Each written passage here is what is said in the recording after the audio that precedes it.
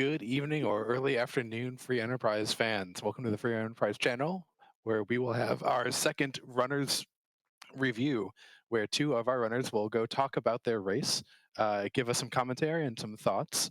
And here we have Kohrek and Jeebus, where they'll be discussing their 1 and 0 race. Hi, Hello. how you doing? So Jeebus and Kohrek are both newer runners to the Free Enterprise community. Kohrek is well known in the Link to the Past community, but Jeebus is actually, this is his first tournament. So Jeebus, tell me a little bit about how that, how nerves might be affecting you, or kind of what you're thinking as you're going into some of these. Oh, I'm honestly a bundle of nerves when I'm going into this. This is my first time racing. I started playing Free Enterprise I don't know, at the beginning of December, and I started joining asyncs in January. So the asyncs are a lot of fun, but racing live, you get a little bit more nervous than just doing the async. Yeah, Kohrek, does that ever go away? A little bit, but I mean, it's always still, if a seed is particularly bad and you find something in a bad location, or you did something in the wrong order, man, the nerves can always still catch up no matter how many you've done. But it does get a little bit better. And it looks like we're getting our start page up. Looks like you guys had a Kane start. How did that make you feel? For me, I mean, Kane is a very strong character. Obviously, you do want to, if you can, find a good weapon to get him online. But once he gets a fight or two in, it goes really well. And then we saw Rosa pop out here, and then you're like, okay, this we got something going here. Yeah, and then it looks like you're handed a hook and a blue robe, so you don't know whether that's going to be a Water Hag or the Fabul Gauntlet itself. Yeah, the blue robe's always a little interesting, but having Rosa, it's great to have. It's pretty nice to know that it's either the Water Hag or the Gauntlet there, so it's always something like that. But if it's the Gauntlet, then you can prepare by buying a few items and stuff. Yeah, does it kind of alter your route and decide whether or not you're going to go immediately to go to Baron as soon as you get the key? For me, it would alter my shopping habits a little bit. Ideally, you'd have like a Black Mage with good AoE, like either Quake or even just Virus would be fine for that location. But if I have that and it's an early Baron key, then I'm going to go for it. If I find what I want in shops, then I'm going to go for it.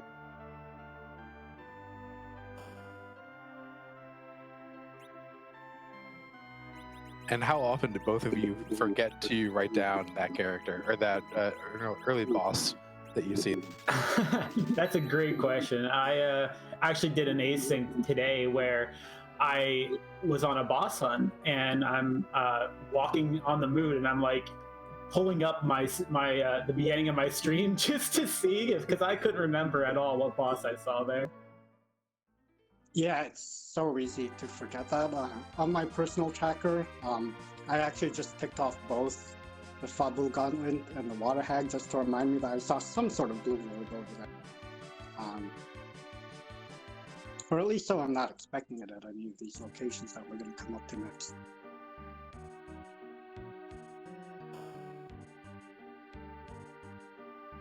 And Jeebus, you've seen Tella already in the Baron Inn. Do you like to pick up the Tella? Is that something you kind of decide to route in early? Oh, I love having early Tella.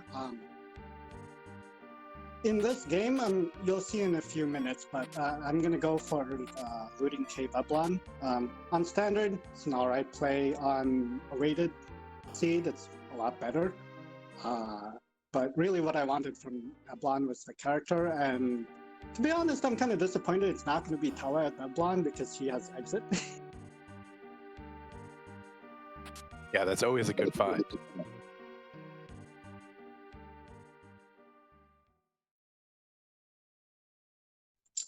Kohrek sees the Golbez here and resets. Yeah, I think Golbez plus Eddie. I saw that and I'm like, okay, I don't want that. And then I'm like, oh, wait a minute, we got to do that. Yeah, any other time I'd be like, if I want Eddie, I can come back and get him later, but we have to do it this time. Yeah, it's not something that ever really gets much faster. So I just figured, you know, even though I don't need the Eddie, let's just do it.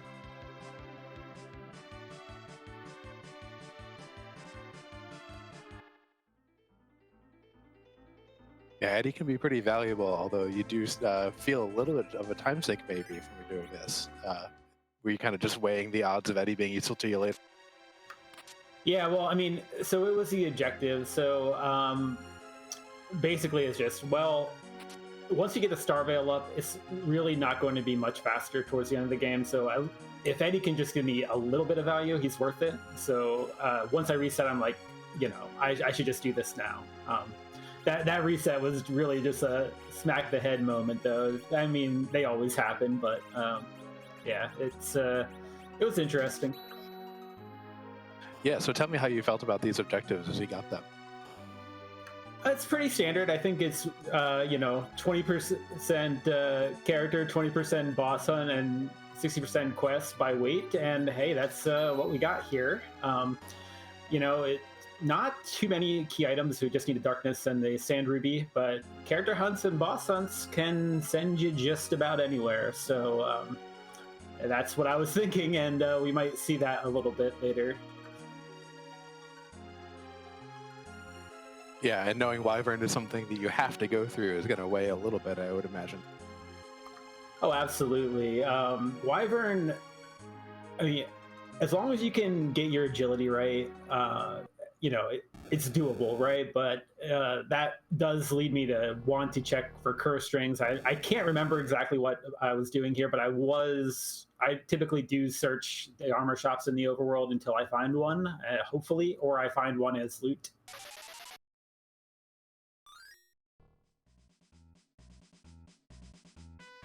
Yeah, that's something that I kind of like to do too. And then at that point, I feel like I can usually stop doing armor shops. And we're joined back with Jeebus to get a little bit of audio. Yeah, I'm trying to figure out how to route this through my headset. Give me a few more minutes. I'm gonna disconnect for a second and then I'll join general when I'm good, okay? Sounds good. Thank you. Yeah, now I see it. We did get that curse ring early here in Antlion Cave, which really felt pretty good, along with the strength ring. So Kane was pretty well set here for the early game. Yeah, you've got some good jewelry early.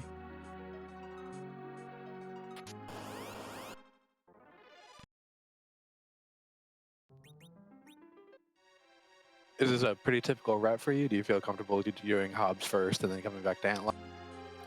Yeah, that's usually what I do. I think if I have a good starting team like this team, I like to get some. If I have the gear to do Hobbs, I will try to do Hobbs first.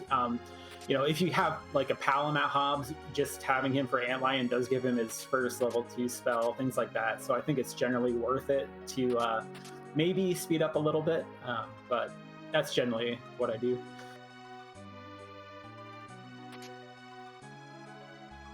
Yeah, too bad Jeebus is doing a little bit of audio work because he's found some pretty good items out of Eblan Cave. Look like we saw a Gunji Spear. I'll be curious when he gets back to know how he felt about that Rydia and seeing one of the guards fight. Yeah, for sure. Knowing that there's a potentially free fight in the hook route, knowing that early is certainly pretty valuable. Yeah, it looks like making a very wise decision just to use that Stardust and get rid of this Asura pretty quickly. She can definitely be tricky as you're starting to learn free enterprise. Yeah, I certainly feel comfortable with things like life locking, but I'd rather just get it out of the way as fast as possible. And that Avenger sure is nice too. Yeah, so Kane gets online really quickly in this seed.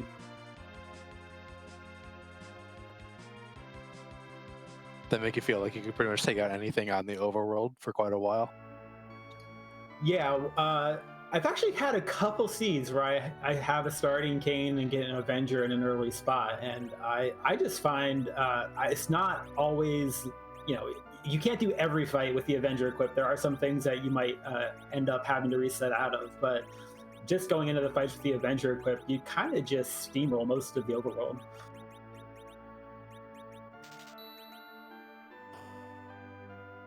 Yeah, you definitely do a lot of work on the overworld, and kind of just the extra strength you get and the extra attack power is really nice.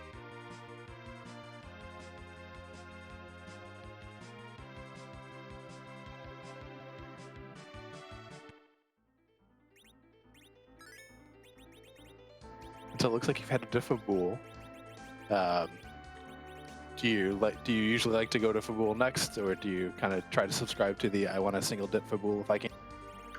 I tried that whole single dip Fabul thing maybe like 3 times, and it did not work out a single time. So that was it. It looks like we're joined again by Jeebus. Jeebus, how did you feel seeing that Rydia?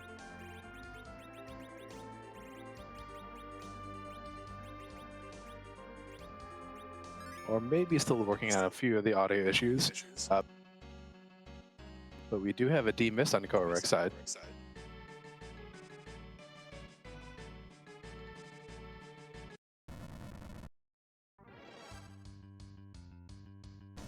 Not anymore. That Avenger's doing work.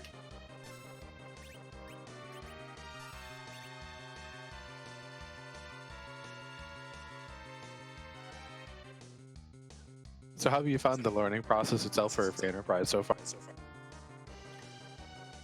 So I've been a big fan of just, casually watching everything basically that's been put out.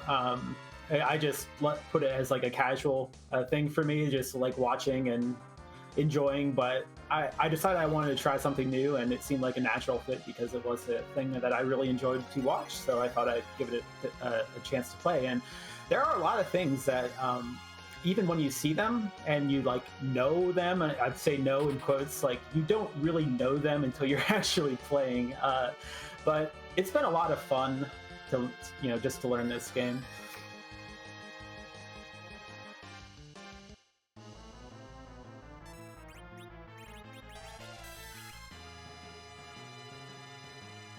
And Golbez has so kindly left Jeebus with just an Edward and a Rydia and 90 whole hit points to go against.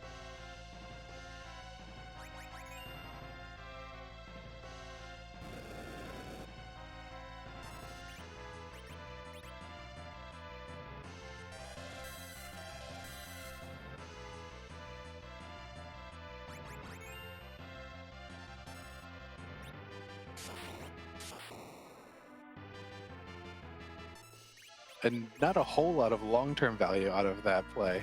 Oops, and I see you accidentally exited out of the wrong side, like I do pretty much every time I park the hovercraft there. Yeah, I usually park on the other side, so like this time I'm like, okay, I gotta route it in with Silvera, and yeah, well, that's gonna happen.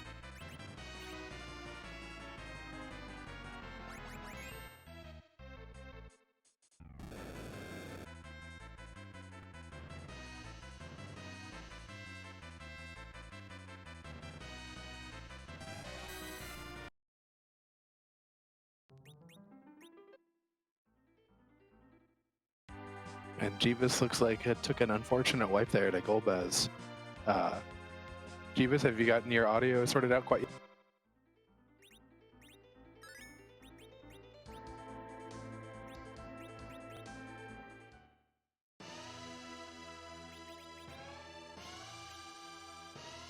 Looks like still working on it. So we'll get some thoughts about Golbez and the early hook dive when he gets his chance.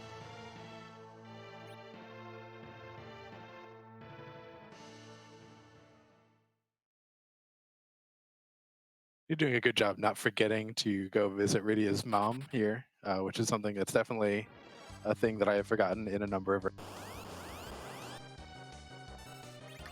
Yeah, it's certainly something that you can forget about pretty easily, but just getting Luca key. We're getting some key items here on the overworld, so still nothing to stop the hook route yet.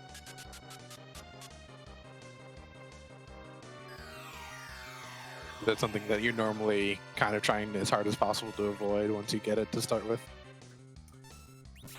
I wouldn't necessarily say that. I think with the objectives on, it seems to be the better play to full clear the overworld almost regardless of what you're doing. You know, with some certain set of objectives that like only have you get 1 or 2 key items, maybe not, but otherwise it seems to be the prudent play to just full clear the overworld. I've found.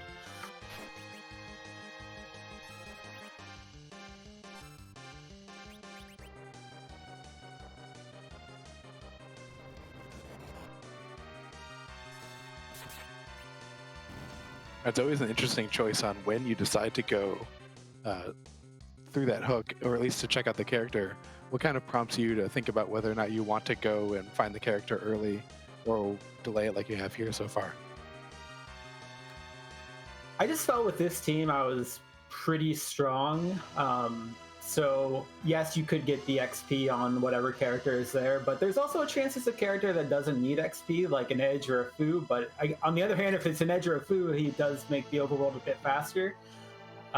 Then on the other hand, I have an Avenger Kane with a Strength Ring, so how much faster could he actually make it? I just figured with how strong the start was, it wasn't worth double dipping it.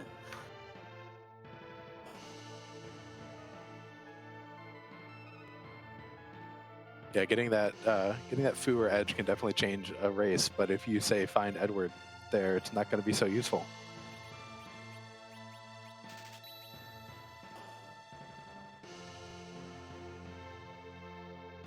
And you had picked up an early Dwarf Axe too, right? Yeah, that was in Damsian, I believe. So yeah, Kane is back road, pretty well defended here, pretty well equipped for offense. So we also found a couple of the moon bosses so far. So that does, come to play with, lunar sparkles can be. We're looking for one specific lunar sparkle, and we're down to, I believe, 3.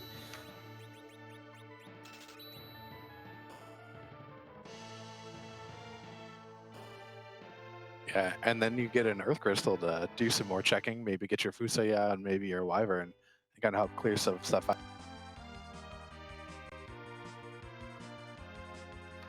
Yeah, the Earth Crystal is always a nice find. With boss hunts and character hunts, you get 2 bosses. Well, technically you get 1, but really you're not checking the Mega Sister spot unless something goes horribly wrong without the Earth Crystal. And then you get 2 character checks, of course, plus a key item.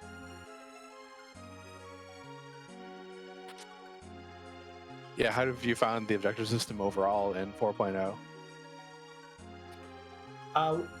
It came out right before I started playing, but I remember watching the first community race where it was kind of debuted, and I thought it was the coolest thing. Like, it's to me, I described it as like an integrated bingo, kind of.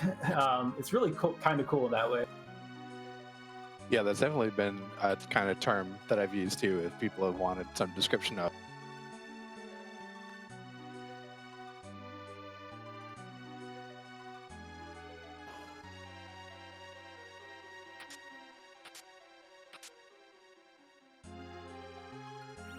Do you find that it does a lot of work on your routing, especially once you get kind of past these early initial checks?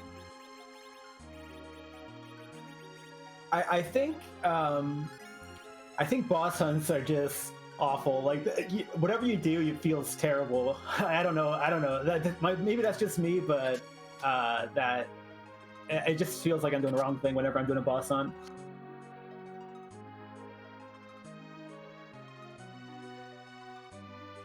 Yeah, and here you're getting the news that is definitely the Fabul Gauntlet that's back in Baron.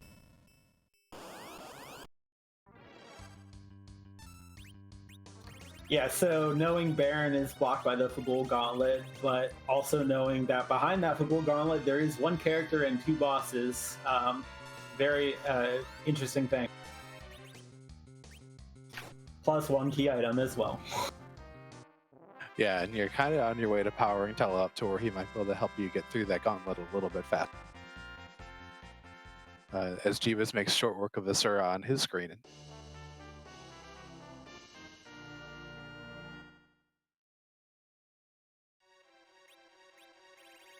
And picks up his Avenger, which should hopefully get him started. Am I back? You are back. Welcome back. Oh, thank you. Okay. Alright, yeah, that wipe to Golbez was complete greed on my part. I wanted to get rid of XP so she could start using Sylph. I actually got so mad about it that I left and went to do Fabul instead. Yeah, I mean, that's not a terrible idea to just kind of back off. Is that something that you find yourself doing, maybe? Kind of not wanting to beat your head against a brick? For something like the overworld, yeah. As you can see, I'm gonna go back in. I'm gonna put on the curse string so I can control my party order a little bit, my turn order. But yeah, if you're beating your head against a brick wall and you can do something else, go do something else. There's nothing right or wrong about it. You lose a little bit of time on the overworld, but you know, you gotta keep a cool head. Yeah, and while you were gone or not able to speak with us, we did see you pick up that Rydia and see one of the guards fights. How did that information play into your routing throughout the rest of this? Oh, that's a free fight. I believe I picked up an hourglass while I was in Cave Eblon, so I was considering using it there. It depends on the guards fight. If it's the Kaipo guards, not really a big deal. If it's the Baron guards, could get a little out of hand once they start turning on their counter spells.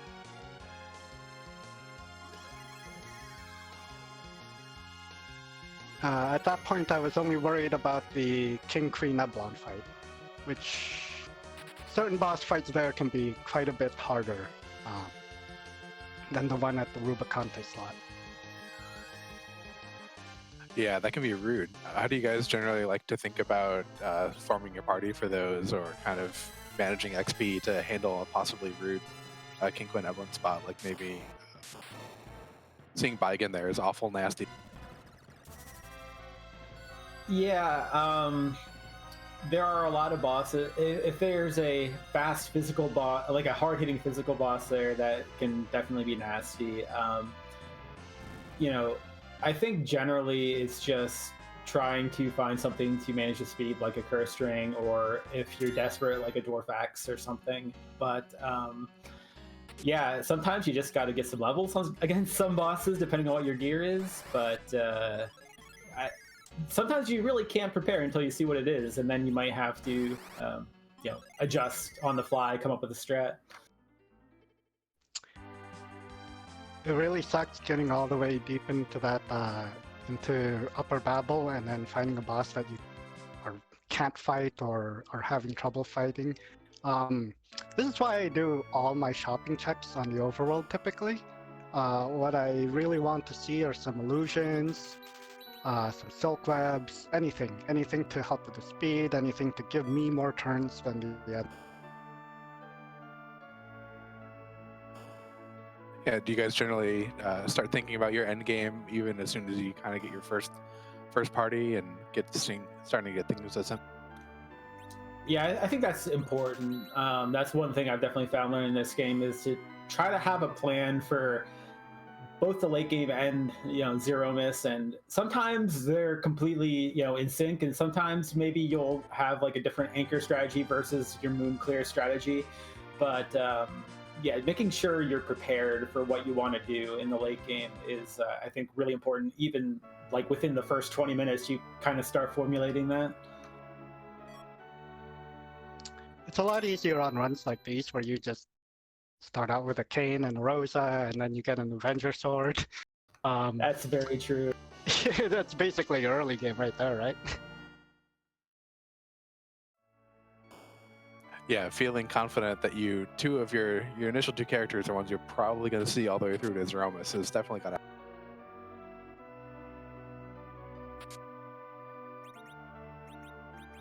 Yeah, absolutely. I mean, even if you get a character that you'd consider dumping later, like Edward or like Rydia, as we have here actually, you try to make what use you can of them while you're in the early game, because you aren't going to get that many options. Our other option right now is Pella.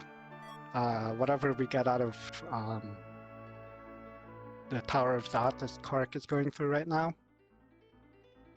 And after that, you gotta figure out how to get through the hook route. Assuming there's no magma key in, that Zot is hiding. Yeah, and you both have already exhausted D-Mist for any extra help out of there and didn't get it.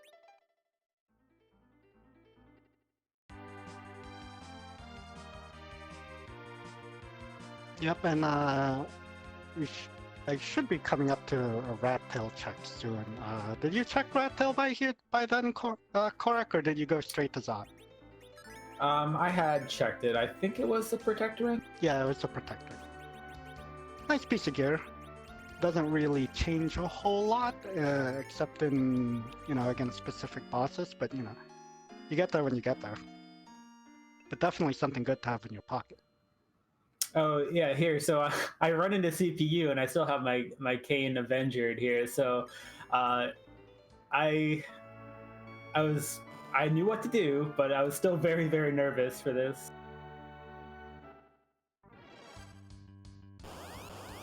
Yeah, like you do the quick math and see that it heals for 7,500, so that's what it had.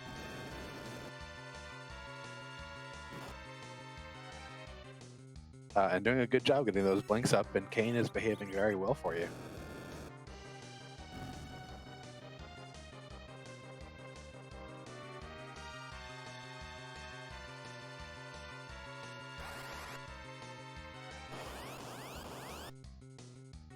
Yeah, Kohrek is making a really smart play here. The Avenger gives +10 agility to the equipping character.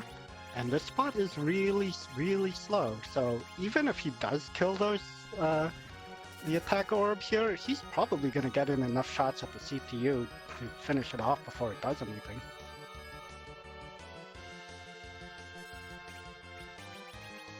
Yeah, it looks like you're leaning pretty hard into using Rydia and the Sil Summon too. Is that something you find that you like to have?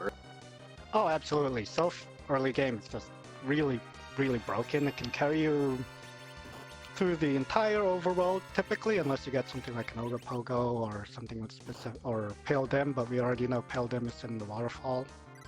And at this point, my big mistake here is I still have a Cursed Ring on Rosa. That's why Octoman is taking so many turns here, even though this spot is also really slow. Yeah, do you guys find that you have sometimes forget to remanage your inventory once you've done something to get through a specific boss? So inventory I can usually remember, but battle speed, never. Battle speed is so hard to remember for me too.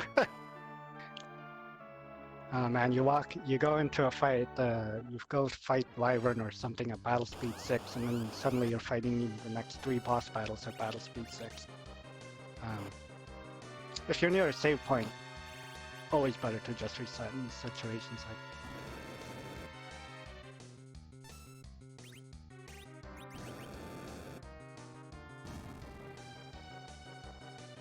And so you were gone, Jeebus, while we were talking about the objectives. How did you feel as the objectives came out? What were your thoughts? How did it change your routing or your plans at all? I think most players will agree with me that the easiest objectives would be a location that is gated only by, say, underworld access or moon access. So having something like Hobbs, that's great. You can just go and do that. Cave Bahamut, that's great too. You're probably going to get the Darkness Crystal. You're almost certainly going to have to get the Darkness Crystal, in fact. The boss hunt concerns me. That could be anywhere. It could be in your way. It could be on the other side of the world. And the key items are fine for me. I don't really think there's a huge amount of problem for the most part with key items. I played a lot of Forge the Crystal before the tournament, so you replace the legend or the adamant with the sand ruby this time. That's fine. Character spots I like to think of as basically key item, but specific one.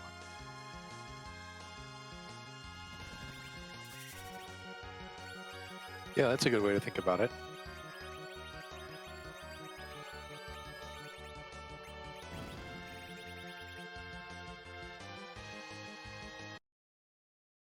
And Kohrek, you found a Cecil and a Young here. It looks like kind of dump out.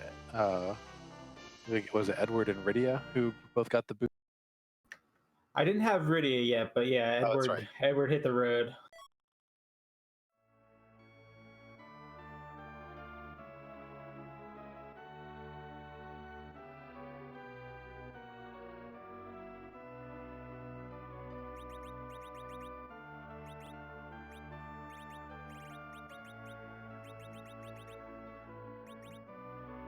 So kind of what's going through your mind as you're going through this boss? Are you hoping for a magma key? Are you starting to feel confident in your ability to kind of cruise through the hook? I mean, honestly, I felt this party was probably just fine for the hook route. I mean, obviously, there are some bosses, even still with this party, that could pose some issues, but I felt like this party was going to get me through, and, you know, there could be a better character in, you know, I could have got a foo or something on the way, but even if I didn't, I felt that this party should be able to handle most things.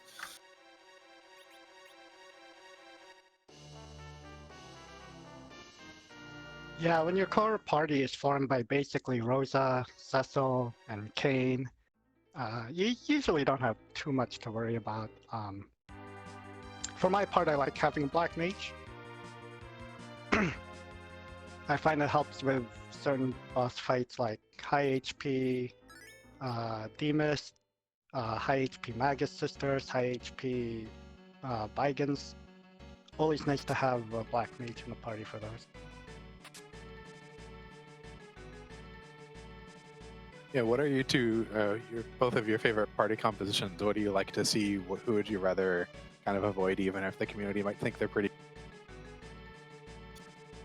I mean, for me, I honestly feel like I can make most parties work. I mean, there obviously are situations where you end up with like all white mages. Like you have Porum, Rosa, Rydia, Tella start, and then you have to do like the hook or something. It's like, oh gosh, what am I gonna do here? But I mean, I think most characters have a use, and part of learning the game is learning how to use people to their the best of their abilities. Yeah, absolutely. And for the Swiss flag set, since every character is guaranteed and you have one dupe, you're pretty much you're very likely to be able to form the party that's at least close to what you're comfortable with between your two start characters, the Hobbs character, the Dwarf Castle character, and the Baron Inn character. And you're most likely going to get the Moon character at some point. There's like a 50-50 chance that you're going through the hook route, so you'll probably get the hook. There's a good chance you'll get a hook character.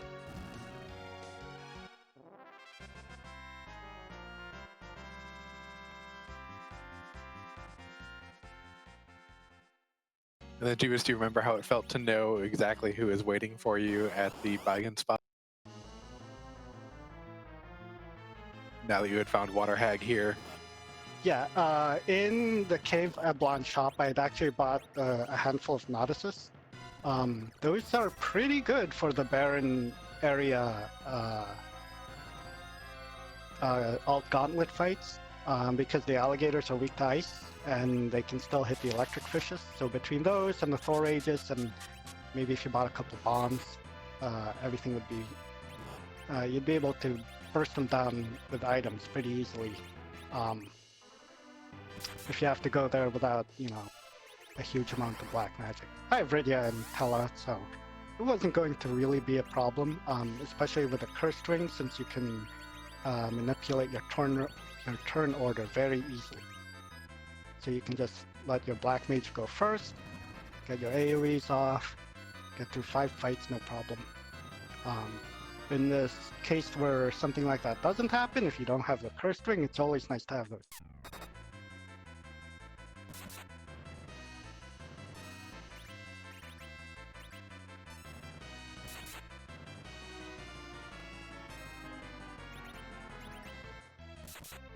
Yeah, you've both talked about thinking about the end game. How do you tend to think about agility anchoring and just manipulating agility kind of throughout this early and mid?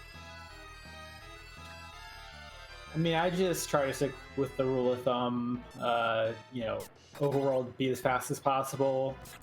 Underworld, generally you're depending on this spot, but you start to having to anchor it a bit, and then Moon, you're pretty much always anchored. But I don't know. I don't worry about it too much, especially if I have a curse string. Obviously, not having a curse string changes the way you have to think about it.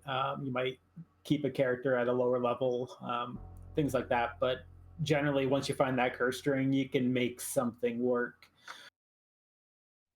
Yeah, if I hadn't had the curse string, Edward would be on the floor dead right throughout all of these fights. I've played matches where I don't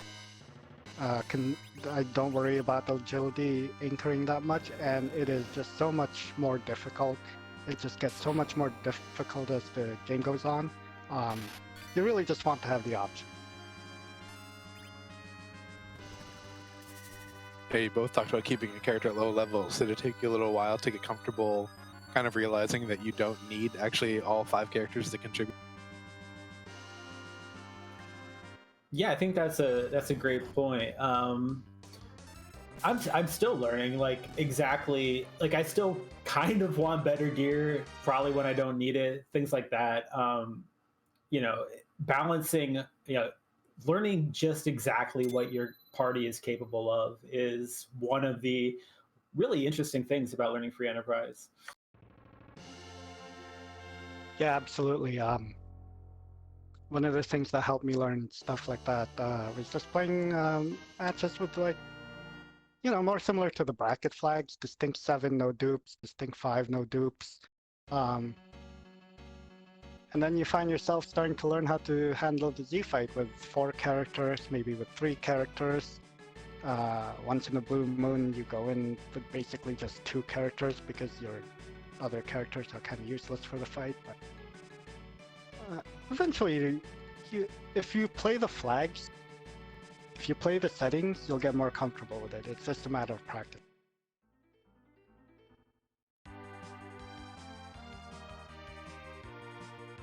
I see Simbu in chat talking about, at least obliquely talking about good old Kane Drain Spear strats, or Drain Sword probably.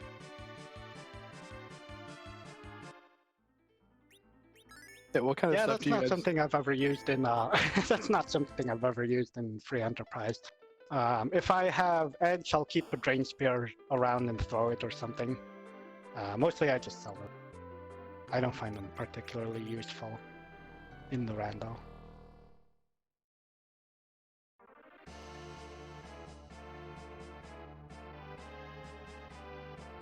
You can, however, use them to make a low-level Kane or Cecil even slower, just to have a better agility anchor.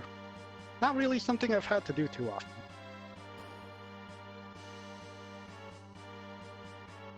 Yeah, have both of you kind of thought about which items you keep around just for agility and manipulation purpose?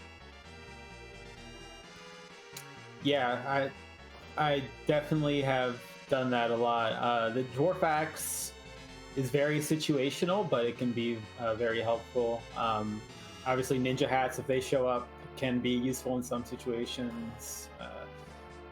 But the Granddaddy is the curse string that that one can solve almost all your issues at any time.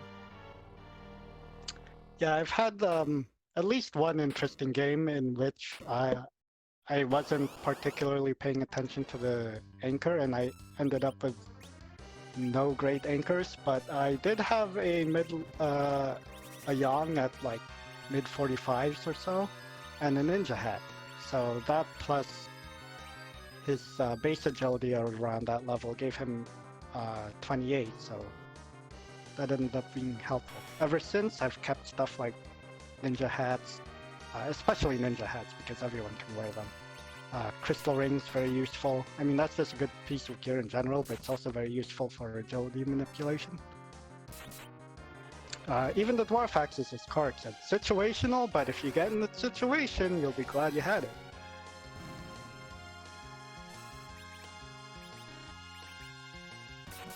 And Kohrek looks like he's found a turtle here. How did you feel about that?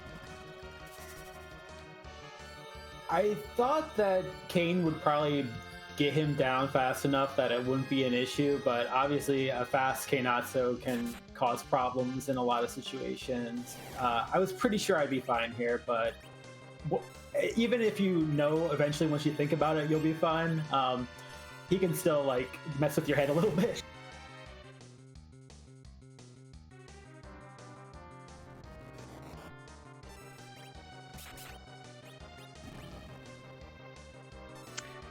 Yeah, one of the things that I'm learning as I play more and more free enterprise is how the strategies change depending on location.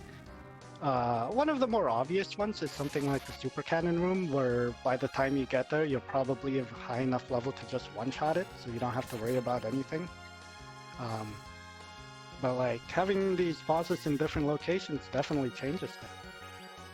And you have to learn most of the locations for most of the bosses. It's a lot to learn and it's kind of intimidating, but you know, as long as you pay attention to how your fights are going, you get it bit by bit.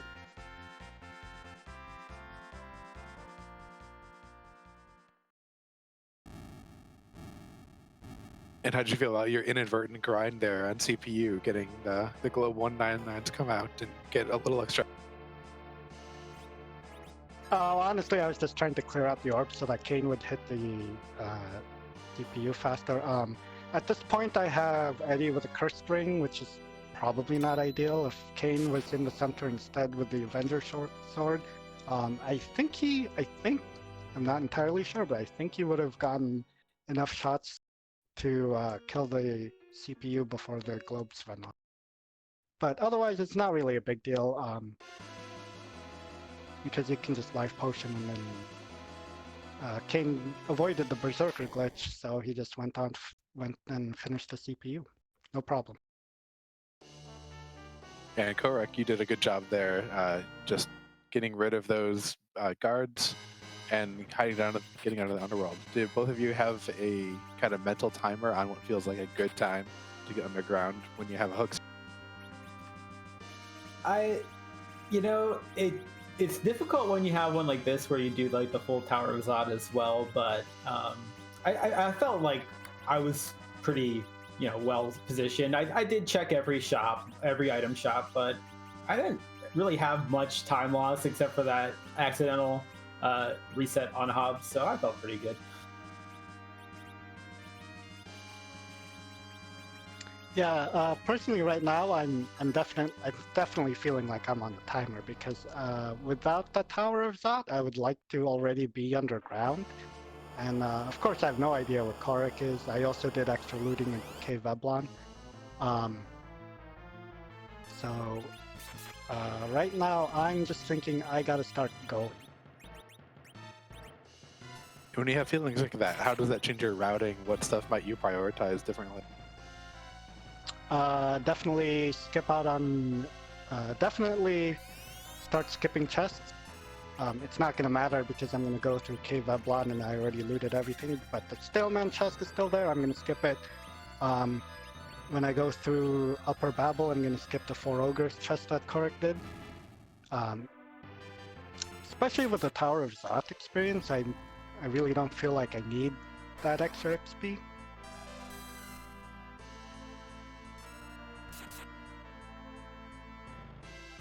Here I'm gonna kill off Cecil. I'm gonna, knowing that the guard, some form of guards are there, I'm gonna try to life glitch the Rubicante slot and go for a bigger slingshot.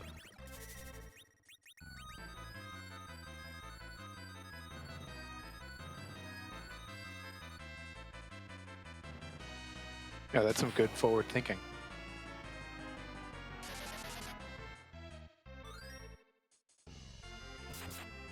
And then Kohrek, it looks like you're immediately doing the pan check. Is that just for the 3 key items that you can get right away from?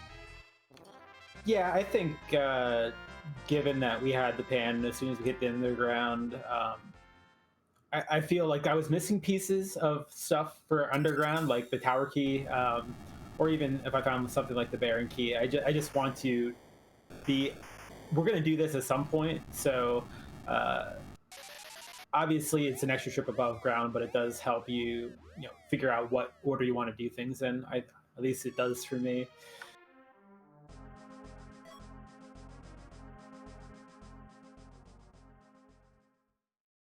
And that darkness crystal is sure going to open up the world. How did that feel? That's pretty good. I mean, you're gonna want that. There's still quite a bit to do.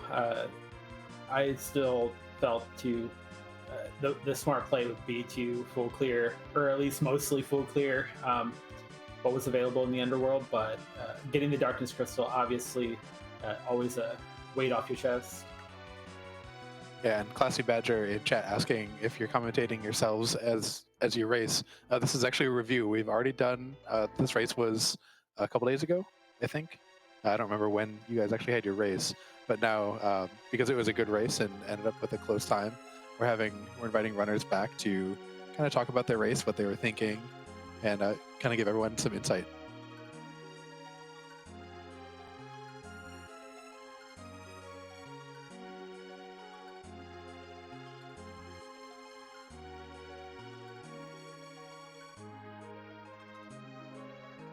So we do see a lunar sparkle at Dwarf Castle, getting my hopes up for a second. It's always such a tease when one of your boss objectives is one of the lunar bosses. Every time you see that spark, you're like, is that one it? Do I not have to search anymore? But no, it's just a no problem.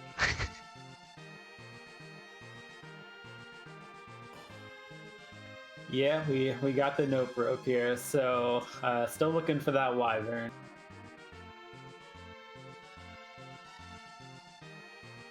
All in all, this isn't really a terrible spot to find the Ogopogo with the level of equipment that we have and with the party that we have, or with the party that you have. Mine is going to be slightly different as I did keep Rydia.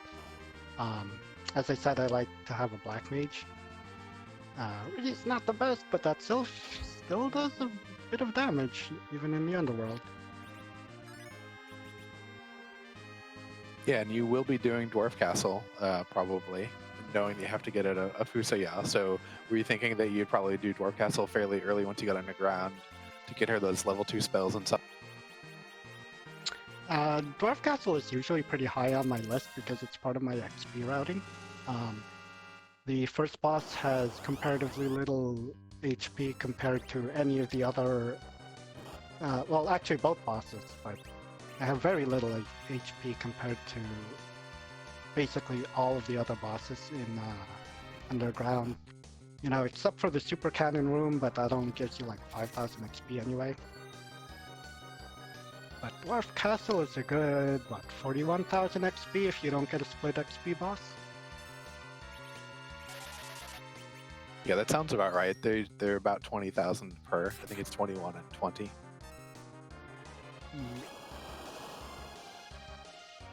Is that thinking too similar to yours when you're going underground, Kohrek? Yeah, I mean, when you have the objectives on, usually you can handle most things when you make it underground through the hook route at Dwarf Castle. Plus, that XP helps. You have the objectives, so there's 2 bosses. Sometimes the second one. We did in this case, but and then there's a character. So plus obviously the key item. So and there's a shop hanging out here too. So there's all sorts of good reasons to come to Dwarf Castle, in my opinion. If it was just like a regular key item hunt seed, Dwarf Castle has a little bit lower value just because it's one of the longer checks compared to, say, Feymarch or something like that. But this certainly has a lot of added value in the objective system. Were you a little bit disappointed to see that Sid try and join your party? Oh, of course, yeah. you know, you're gonna have to find Fusoya at some point. So hey, why not here? But nope. That's the dream, isn't it? I was hoping he would be in the hook round and he'd be just right there.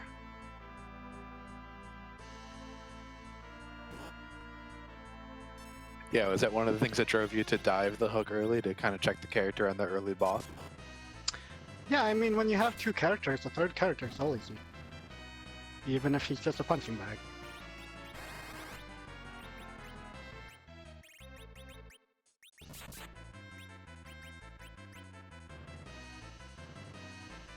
Yeah, it looks like you're trying to toad the officer. Is that to kind of work with their script and be able to also life glitch him pretty easy? Yeah, I'm just trying to get Kane faster kills because he's not cooperating and hitting the officer who I hit with weak earlier. Just trying to get a little bit faster on these, but Radio misses twice, unfortunately. I believe Toad has a fairly low accuracy, so if she's not in the center, it's a fair chance that it just won't hit.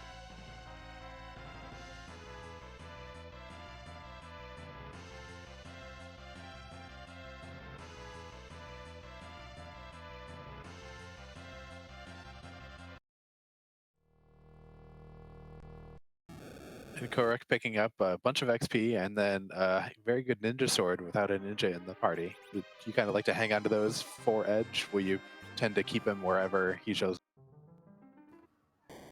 Edge is very situational. I think that's, you know, picking up any late game character except for like Fu is very situational. You have to, if you're picking them up like when they're going to be a significantly lower level than your current party, you need to have a plan for them. I don't even remember where we find him or if I take him. I don't think. I mean, I don't. I can't remember. But obviously, if he like showed up really soon, like I get the Sand Ruby and Fey March, and he's there, but we know he's not. But I just for example, like that would he could join then. But if we're already fully leveled, like the Masamune has no real use anyway. Yeah, if you're already at Z levels, you're not gonna take anybody. But if I was in Kohrek's specific position and there was an opportunity for Edge to join soon, I'd probably drop him for Yang. Especially with that sword in hand, but just because you can make much better use of the claw. Yeah, that's very true. Like one situation where I would take a late game Edge, even if I was at like end game levels, is if I was diving the moon and he was the character at the lunar subterranean, and my first destination was the ribbon altar. Basically, he would get 400,000 XP with 10 key items, so I know he'll be right in the low 40s with everybody else, and it would be fine. Yeah, for me, when I'm keeping track of my character checks, the moon is basically your last shot to get a new character, unless you need a low-level linker. And even then, it's like you're gonna have to go underground, so you're gonna have dwarf cast. You have all the overworld ones that you can grab, and then there's the darkness crystal, and you get a free character from it. After that, you either have to go out of your way, you have to find a key item which may be anywhere, so you can't really count on it. But by then, I would really like to have my party fully situated.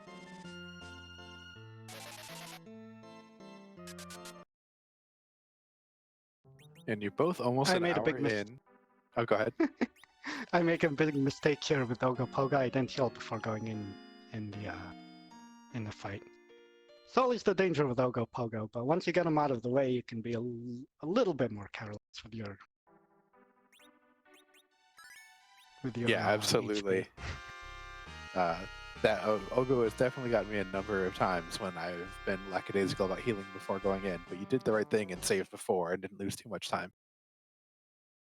Yeah, I am paranoid about saving. I mean, if you pay attention to my screen, there's a lot of times where I'll land somewhere, I'll save, then I'll fiddle with my equipment or my inventory, and then I'll save again.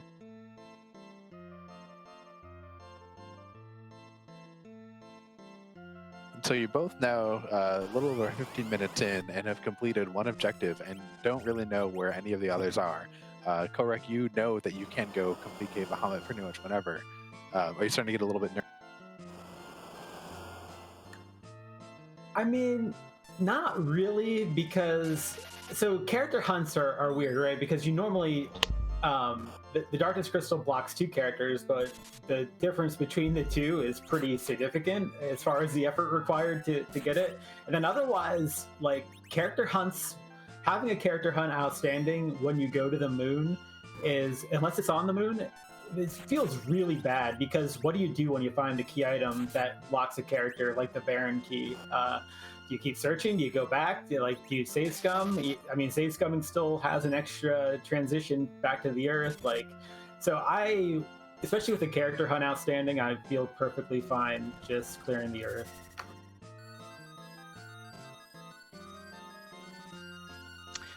Yeah, I tend to be of the same mind. It's a really uncomfortable position to go to the moon and have, if you have a boss objective, to have key items to unlock bosses. If you have a character objectives, to be missing key items that unlock character.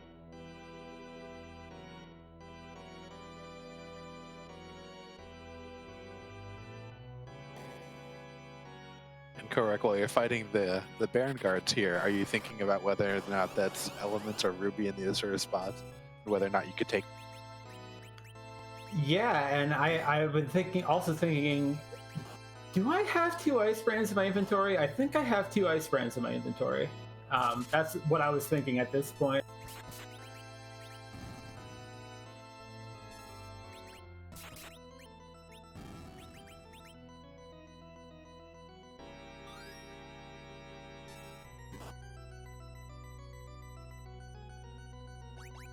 Yeah, it's always nice to see something like the Baron Guards in the King Leviathan position. I believe that's right, the one he's fighting, right?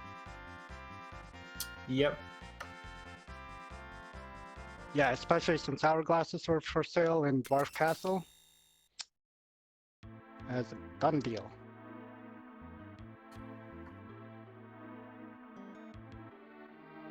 Do either of you have any kind of internal filters on when you feel comfortable to stop checking shops? I continually readjust that filter, I feel. Like in S standard, the underworld shops can have some really decent weapons, but on the other hand, if you have just the next level down of weapons already, you, at least on some of your characters, or as long as some of your characters are doing top level damage, you don't need all your characters to. So checking shops is kind of it's very situational underground, I feel. I think on that standard, it's typically worth it to check at least the item shop, because you can get your hourglasses, you can get your sirens, you can get coffins. Oh yeah, for sure. Item shops, for sure. Item shops, for sure. Even on S Pro, I believe cabins are only in gated shops, so even so, if you haven't found cabins yet, it's a pretty decent check. But as far as weapon shops, for where I am right now, I'm good. I might be checking for arrows. As far as armor goes, I already have a curse. It's not really a huge deal.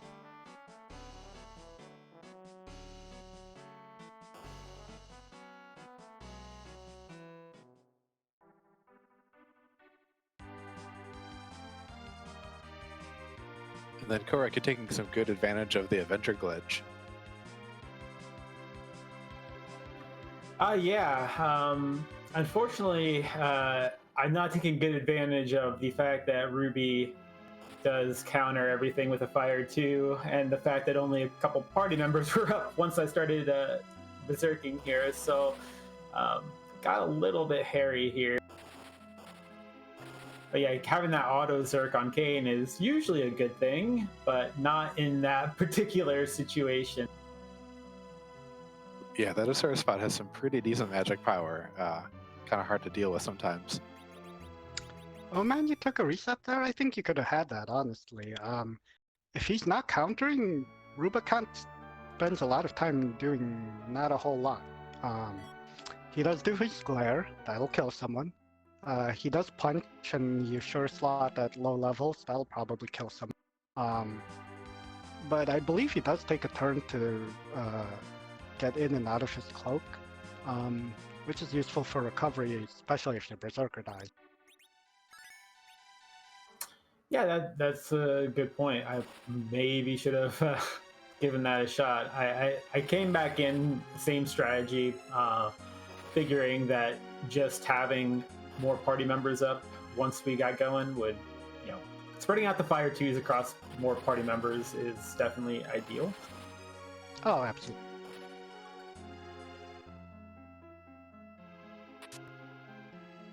And sometimes there are definitely situations in which you're in a losing battle and you're probably going to lose, but you just don't reset, and that's much more likely to be a more significant factor on your final time than not continuing a fight you weren't sure about in the first place. So I can understand.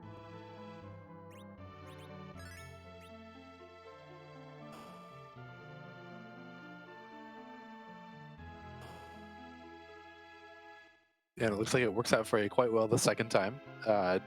Were you planning to go back for a third try if that didn't work, Kohrek? Do you remember? I'm not sure. Like, it was clearly doable, so I generally don't like to leave loose ends in randomizer when I'm playing, whether it's this or like ALTTP. So knowing that there was something I could do there and like leaving it behind, I would probably not want to do that, but it certainly could have been a calculated risk in this particular situation when you're doing a 1v1 and, it's a Fey March boss. It might not be required.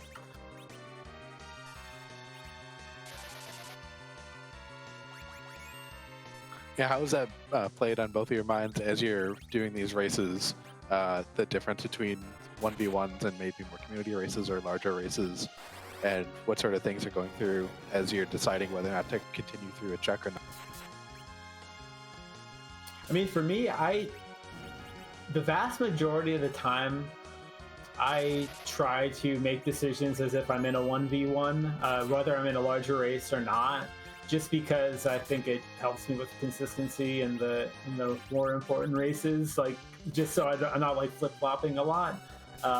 That does kind of make my big race results a little bit more variable, I feel. I'll double down on something that if I skip something, I'm going to keep skipping it in a big race, and just like in a 1v1, because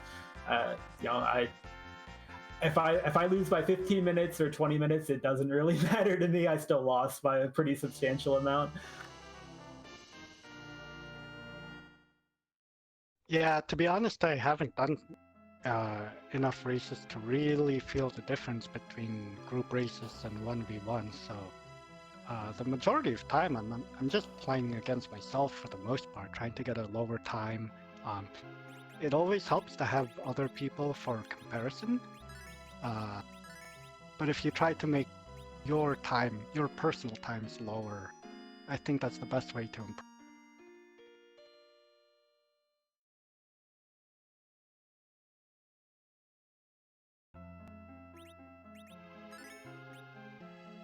Do you guys have any particular favorite checks or checks you like to put off? So you've both got the twin harp, and no one's immediately going after them.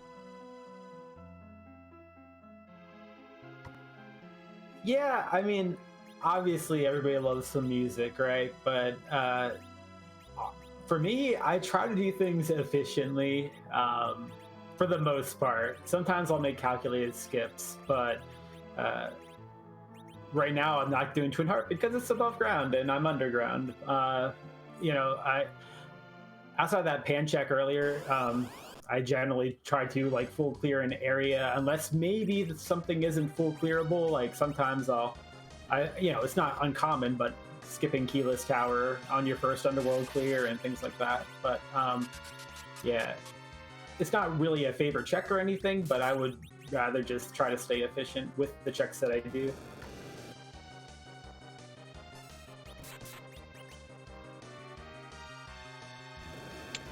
Yeah, for me, I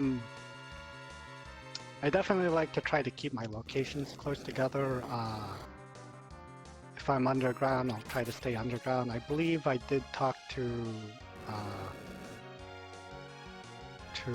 Yang. I hit him on the head with a pen. I don't think I went back up above ground to check Sheila 1 and 2. I'm basically working on the assumption that I'm going to be full clearing most of Earth anyway.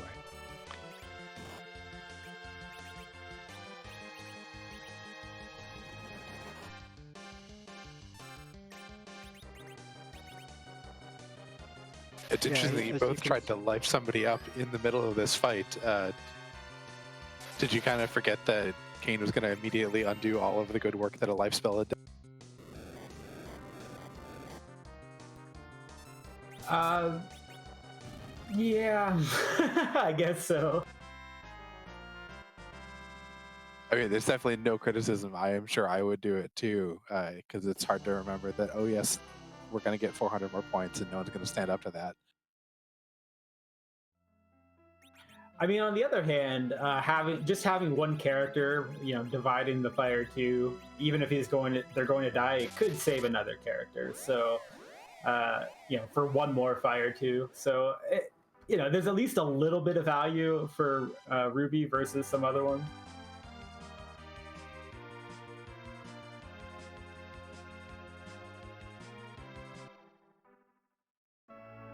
So now you've completed the tower. Is there any kind of thoughts that you can remember as you're walking out and wondering what you're going to get from the tower room? Yeah, I mean, at this point, we had Twin Harp left, but basically it was the moon, I think. So, and Luca Cave. I think I was going to go check Luca Cave if I was, or at least, check the item and the boss. But yeah, that was probably next. We'll see here. Knowing my routing, I'm pretty sure that's what we're going to do. I might do an egg or two. That could also be the case. Yeah, you've both picked up Sirens in Feymarch. Ooh, and there, I bet you're feeling pretty happy with that Sand Ruby. Yeah, absolutely. That meant that Ruby that I struggled through and, doubled down on was required. So I'm like, okay, I struggled a little bit, but we needed it. I didn't bail. So we're good. Yeah, and had you been contemplating how you're going to grind up levels before you saw those Sirens and kind of figuring out what you might want? I mean, I think I already had the Darkness Crystal before I got the Sirens. So, there are all sorts of options then with the Tell in your party and the Darkness Crystal. So I really obviously was hoping one of the shops I hadn't checked yet, one of the gated shops would have Sirens, but if not, D Machine is always possible. Or with this party, there's even a chance you could go straight to the moon and find a boss that you can get going on to just level on the moon. Yeah, I'm sorry I cut out there for a second. What was the question? We've been kind of talking about what you're thinking about in terms of grind strategy. You don't have the Darkness Crystal yet at this point. Thinking about now that you've found Sirens, are you comfortable with just doing eggs for all the levels that you think you'll need? If I had to do, if somehow I'd gotten go mode without getting the Darkness Crystal and under 10 key items, I would just go back and pick up Eddie and do that, honestly. The egg grind takes so long without 10 key items that I really would not.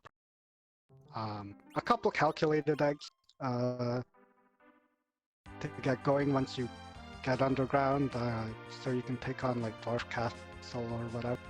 That's always good, but oh man, I would hate to have to get the Z levels on eggs. I've done it once, I don't want to do it again.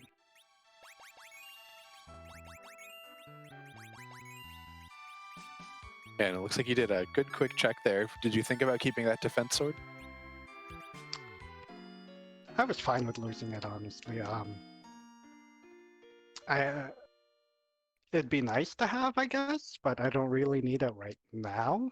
And we're making so many checks that there's a fair chance that we get a good weapon for either Kane or Cecil that they could switch off and give the other one the Avenger to.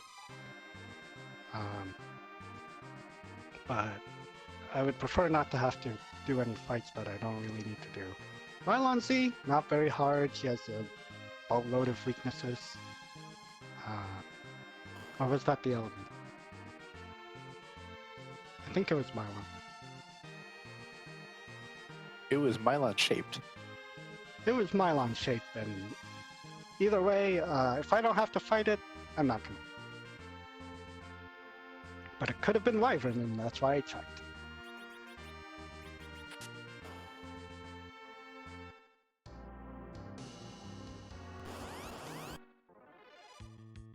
And Kohrek, it looks like you're just gearing up to maybe take an assault on the moon, or maybe go do that Luca check. Do you think that's kind of what you're feeling and thinking? Yeah, I mean, in retrospect, I feel like I probably over-leveled a little bit, but at the time, I do remember thinking there is a scenario here where I go up to the moon and Cave Bahamut is Wyvern and Fusoya is in the lunar subterranean, and if I didn't get my levels, I'd have to just come back down here, so let's just do it now. But in retrospect, I think I probably overdid it a little bit in this situation, but it's not too big of a deal, but yeah, that's what I was thinking at the time.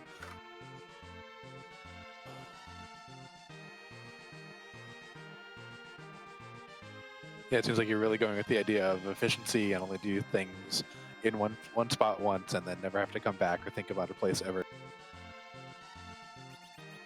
That's my preferred strategy for sure.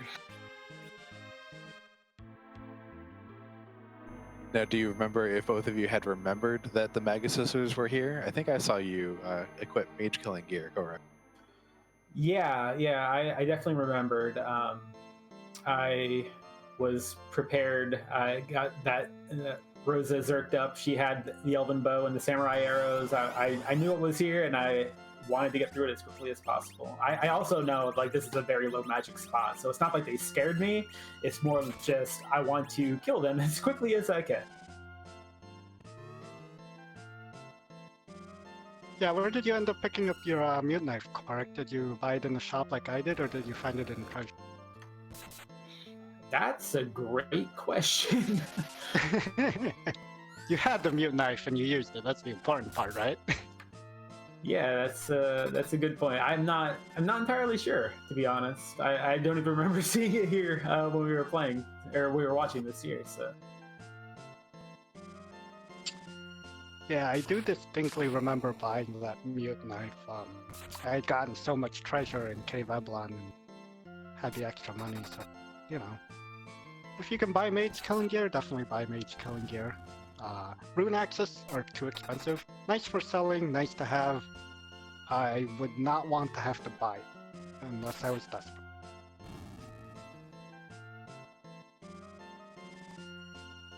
I believe I also have Rosa equipped with an elven bow here, which is another nice piece of mage killing gear. Maybe not too many people are, or maybe it doesn't always come to mind when mage killing. Yeah, I know it definitely does for me. It's one of my internal mental checks on if I feel like I'm comfortable done doing other shop checks. Now, Kohrek, do you remember ever which twin it is when it's in bed like this? Generally not. I have misidentified it before. So there was one particular seed I remember where I had a get Palom objective, and I started with Porom. So I saw a twin in the bed, and I'm like, okay, there's Palom, we're good. I got the Sand Ruby, I'm like, all right, we got Palom, we're good. But nope, that was the one dupe in the seed was a Porom in the bed, which just felt awful. Yeah, in this particular seed, it didn't matter too much. You had to wake them up anyway.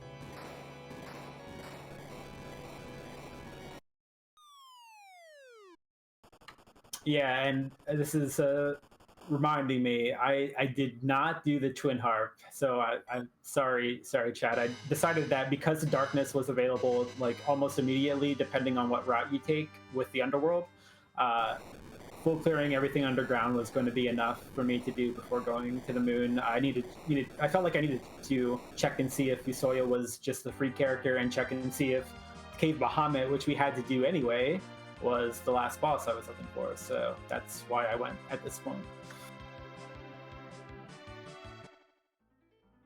Yeah, spoiler alert, I don't do the twin harp either. I believe um, right now I'm thinking I'm feeling pretty comfortable with the underground. Both Feymarch bosses are down. Yang is fully hit with the pan.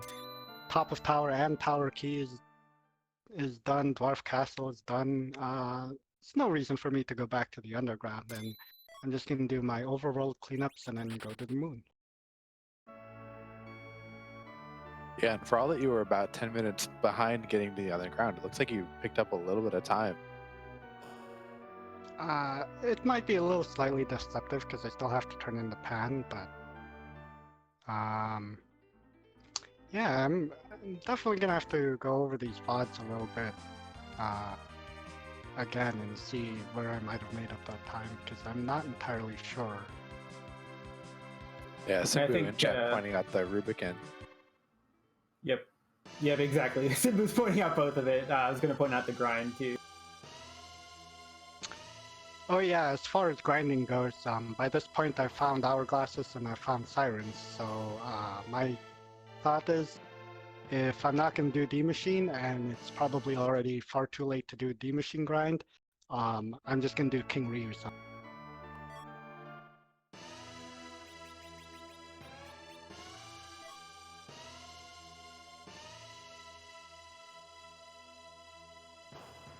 And how did you feel about finding Val here?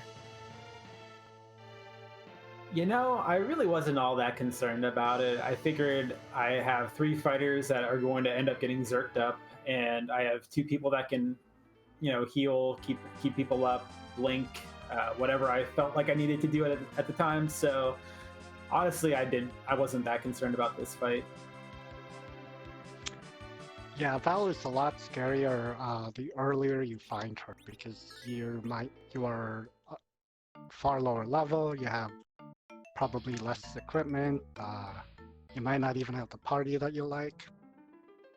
When you find her on the moon, it's not often a problem.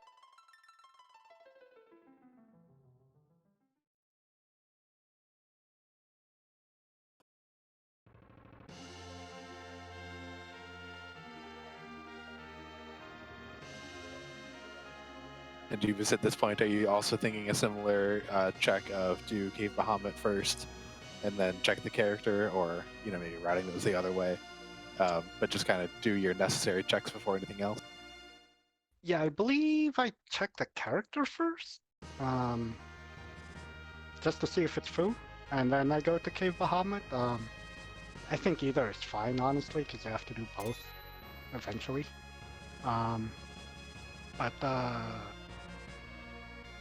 I mean, we're certainly not going to leave Cave Bahamut for last, right? I mean, it's an objective and you can do it, so go and do it.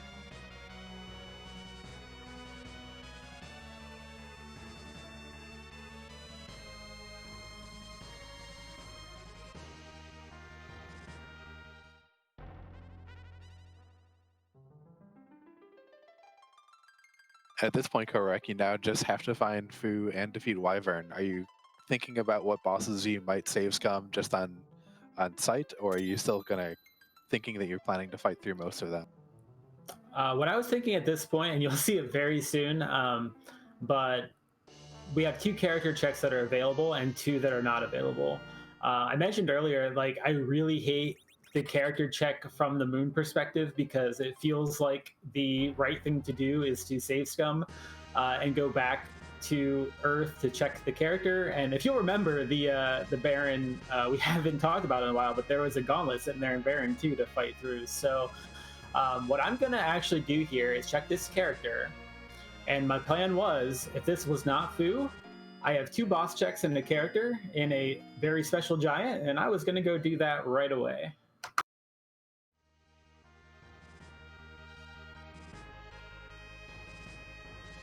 that's an interesting play here. We'll definitely check the tape and see how that works out for you. I know I've done that occasionally when I felt very behind and needed a gamble. Were you feeling behind, or were you just wanting to get all your levels for Z?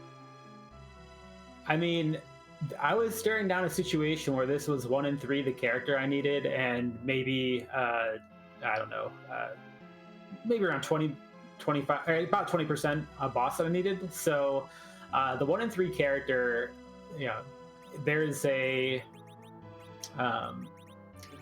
if I had to save scum and go back to Earth for both package and Barren Castle, and it turned out to be giant anyway, that's a huge loss of time, is what I was thinking. And this is, I'm checking the 1 character that's available. I'm checking 2 bosses that are available, and if it doesn't work out, then at least I went with what I felt was right. And jeebus, upon seeing Val, it looks like you decide to just get your sirens out and start grinding on that. Oh yeah, definitely. Like I said, Val is harder the earlier you find her, so if you're going to do a grind anyway, and you're here in Cave of Bahamut where you can get double gold rears, do your grind before you fight the Val. I make a slight mistake here. Kane still got the Avenger Sword. I mean, he's gonna do a pretty decent job of killing these King Ryus, but I was actually wanting to do a double life glitch, and having the Avenger Sword kind of makes that just a little bit different.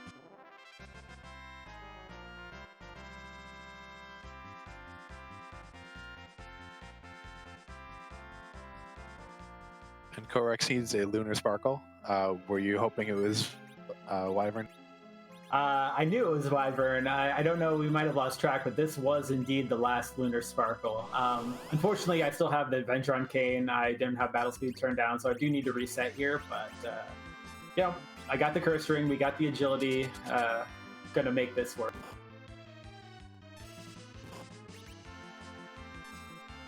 Yeah, I'm interested to see how you did your Wyvern fight, because mine definitely felt very slow. So, spoiler alert, once I had it under control and my Zerkers were going, I actually ran for a quick bathroom break in the end of the fight. I don't know how long it actually said on the XP part, but that definitely happened.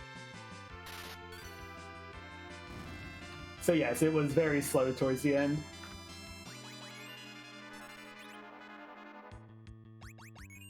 Yeah, this is a spot where I think the nukes aren't terrifying, but it will just take an awful long time and a lot of life potion.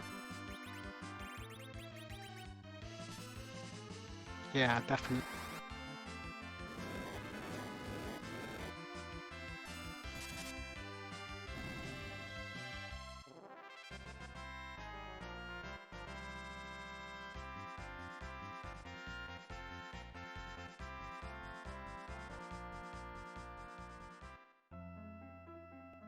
It looks like jeebus has dropped for just a second, but does show off some nice tech where doing an Ice 2 cast is letting him get a double life glitch off of that hourglass enemy. Normally, your actions will process immediately so that you don't get two life glitch actions off of there.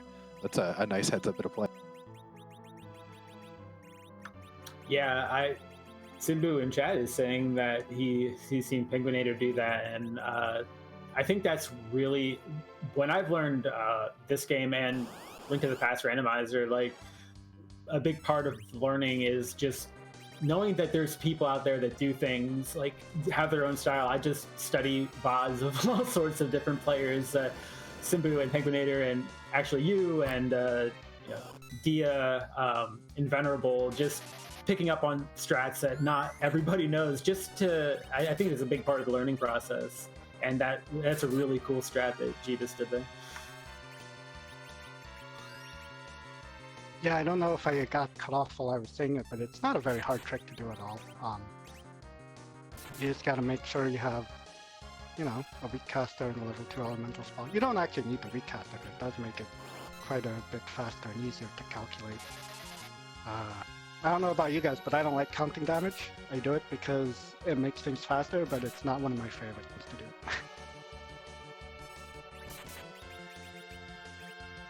Yeah, as you guys have been learning the game, have you been kind of getting a mental map of how much HP is in each spot so that you can think about doing maybe some item inventory management, or knowing you can put the controller down for just a second? I mean, I feel like I'm getting better at that, but the whole inventory management in fights is really impressive. I don't feel that comfortable doing it quite yet, but yeah, that's definitely a piece that I need to start incorporating. Just knowing exactly what threshold you have to get to in some fights, with if you have like a slightly underpowered or underleveled party, is pretty important to coming up with a strategy that'll work. Yeah, for me, I basically just want to know the boss spot HPs, the HP totals of the spots that I have the most trouble with. Early game, I used to have a lot of, and actually I kind of still do, but a lot of times I'll have trouble with the Baron in second boss fight. So I learned very quickly that there's 4,000 HP total in that slot. But for things like the Moon, where you're typically going into it either already very powerful, or maybe you're going to get powerful after one fight, it's something that I haven't quite put my finger.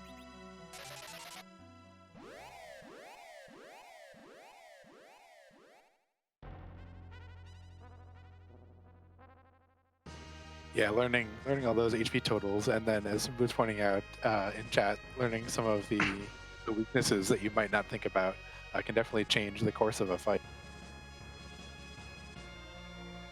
Yeah, that's a good point. I didn't even think about using Rosa as anything else but a healer here, but in retrospect, just having her Zerk with the Arty arrows would probably be just fine.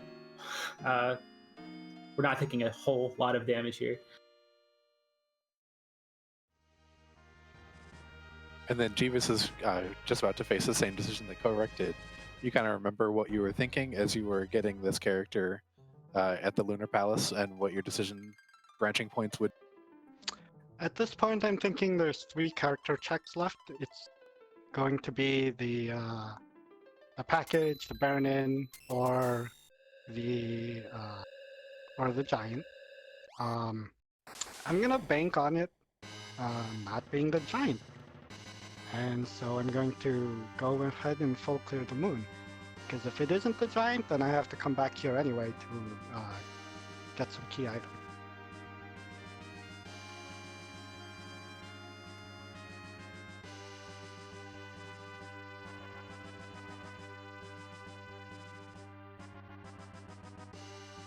I think these kind of routing decisions and watching you two both make very different plays here makes the objective system that was added in 4.0 part of the most interesting. Oh, absolutely. Personally, I love the objective system. Like, you always kind of hate it when you have an outstanding boss hunt to do or whatever, but you take the good with the bad, and it's not always that bad, honestly. Most of the time you find your boss on the way to doing whatever other doing.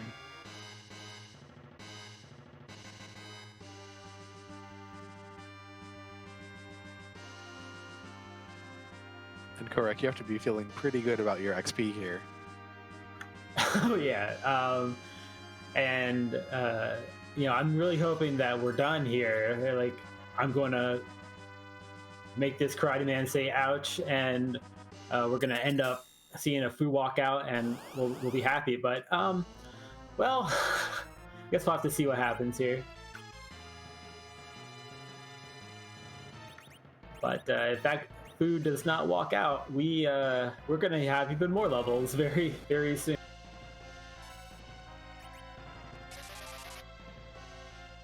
Yeah, and Jeebus also finding some free value down in the lunar subterranean. Yep, I find the King Queen Neblon spot here, and as I was saying about HP total values, I'm not familiar with this one, so I thought maybe it'd just be faster to kill them, but I don't actually think it is on Relative Agility 1.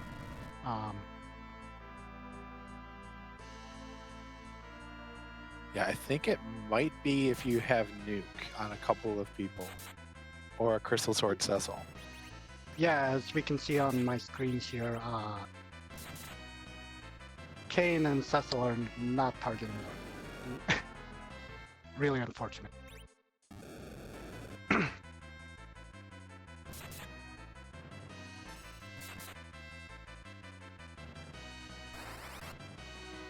Oh yeah, I forgot about this. It looks like you're parking the big whale near Troya. Yeah, so I figured, well, I'm back to Earth, and yeah, I guess let's do this now. And now I know it's a key item hunt, right? I don't know which key item, but it's a key item hunt essentially. So if I go up to the moon, I'm full clearing the moon, or safe scumming the moon, or I could just give this a try, and maybe we don't have to go back.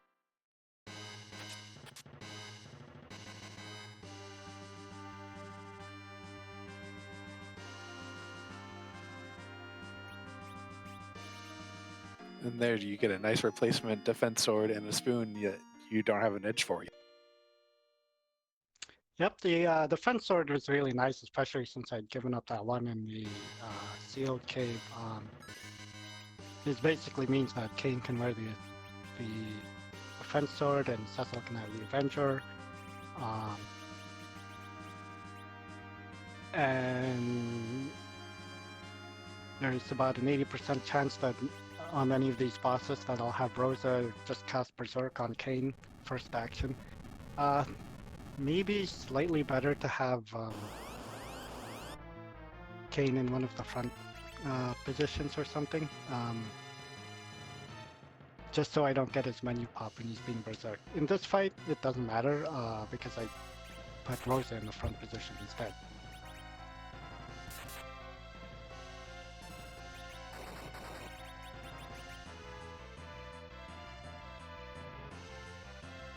And Kohrek, as you're Dr. entering... Luge, never Oh, go ahead. really, I was just saying, Dr. Luge, there have not been many times I've had a problem with Dr. Luge, especially with the...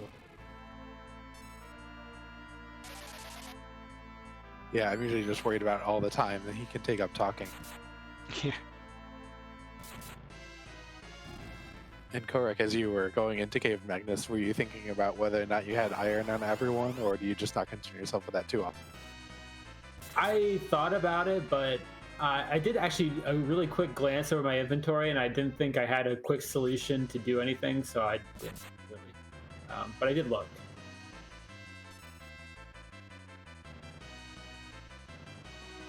Yeah, that's kind of one of the annoying things about having Tala or Yang in your party is that they don't already come equipped with something in their arm slot that counts as a metallic piece of gear. I believe Antidale brought it up once if you keep your silver staff when Cecil transforms into a paladin, that counts as metallic, so you can give that to Tala.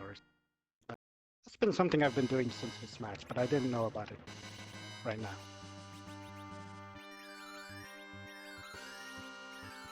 Yeah, silver staves and tiaras are things you might not think about that are metallic, that can trick.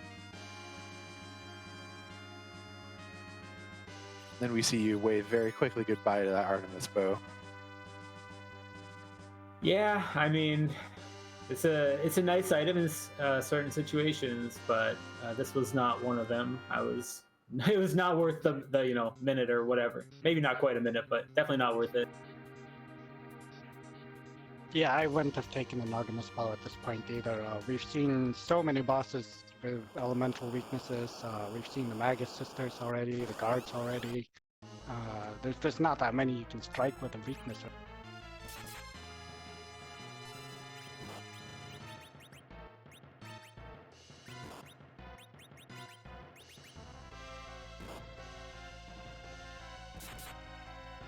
And we'll interrupt the commentary just a second to say thank you, Smithy, for the subscription with Twitch Prime. That's very generous of you. And so Baigan here, doing a little bit of work on your party with those pretty vicious punches. Yeah, to be honest, I'm not terribly concerned about it right now. When the battle starts, it's basically a a situation where you want to get momentum. In this case, I'm doing it with Blink, and I'm zerking up with Kayn and Cecil. But once you get the situation under control, Baigen is a terrible boss.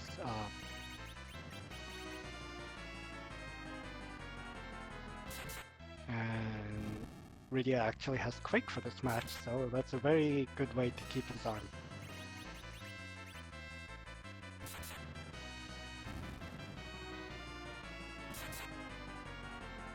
Yeah, that's definitely a good way to think about turn order and economy.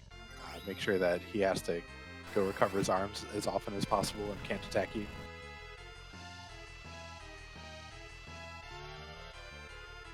Yeah, especially if you get a Palom in your starting character offering. You can do stuff like Baigen at the Shura on your first visit there if you've already taken Dwarf Castle or if you've eaten an egg beforehand.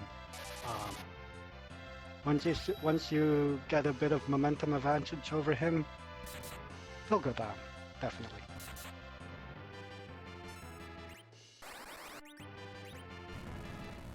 And Kohrek, you've also found the free fight. Are you feeling a little bit behind at this point? Or are you feeling pretty good having found Wyvern? I was still feeling a little good about Wyvern, but I was certainly nervous about what I was going to find behind this fight, and if it was going to be either the Baron Key or the package.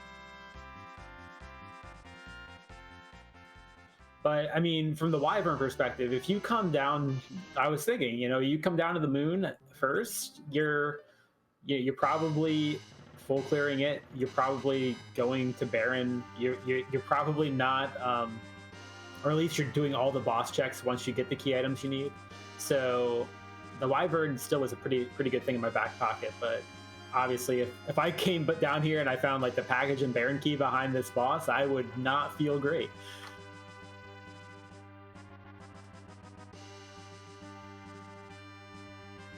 Wild Roger is asking in chat, when you were doing a boss hunt, is it better to check the boss bases on Earth first before going to the moon? I would agree with Simbu, who stated there's no good answer to that. The thing about the boss check is that once you get deep enough underground, you have 4 checks that are relatively very close together. But it takes a long time to get down there in the first place. And this is often compounded with whether or not you need to take whether or not you need more key items that might be hiding boss spots.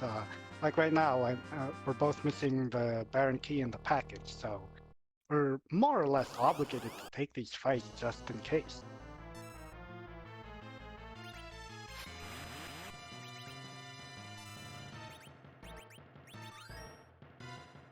Or at least I feel like I'm obligated to take these fights.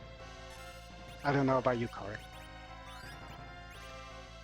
Oh yeah, well, because we have the character hunt, we have to, certainly. My basic answer is if you're only on a boss hunt, whatever you do is going to be wrong. At least that's my experience. Oh dear, that's funny.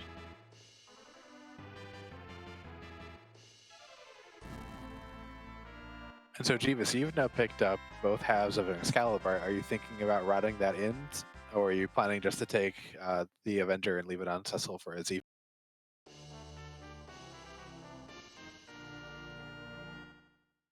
I considered taking it, and honestly, I probably should have. It might have made the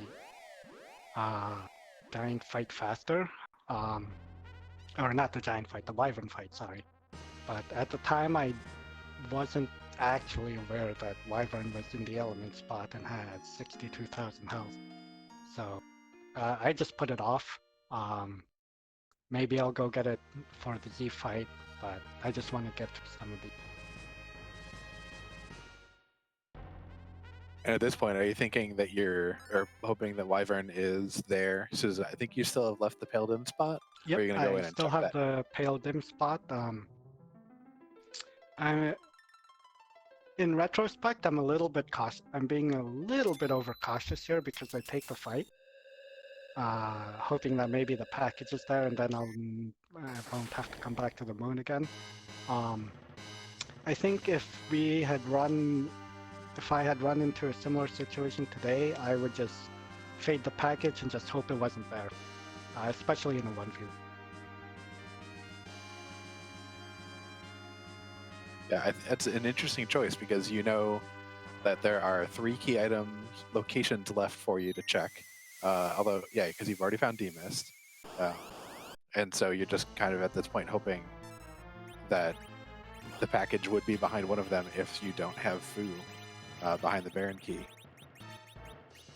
Yep, and at this point I don't know that Fu is not on the giant either, so I'm sort of trying to bank on having all my checks available to me so that I don't have to go hunting for key items. If you can reduce a key item hunt to just checking bosses, or if you can reduce a character hunt to just having all the key items, or to just picking the right key item to check rather, it definitely makes it a lot easier.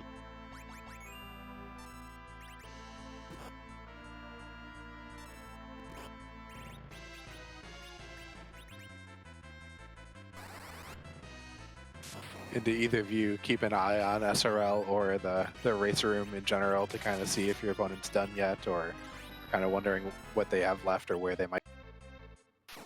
I personally have a long-standing habit of minimizing race rooms immediately. The only time I ever stare at a race room is when I know 100% that I have lost and I'm just waiting for the forfeit in a 1v1. That's the only time, and that's a rarity. But otherwise, I just keep the race room out of sight. Yeah, I play on a single screen, so I'm usually juggling various windows. I have the game window, I have my tracker, I have a shop tracker, I have the D Machine grind map open somewhere, and the race room is somewhere under the tracker just to see if Kohrek already is dot or whatever.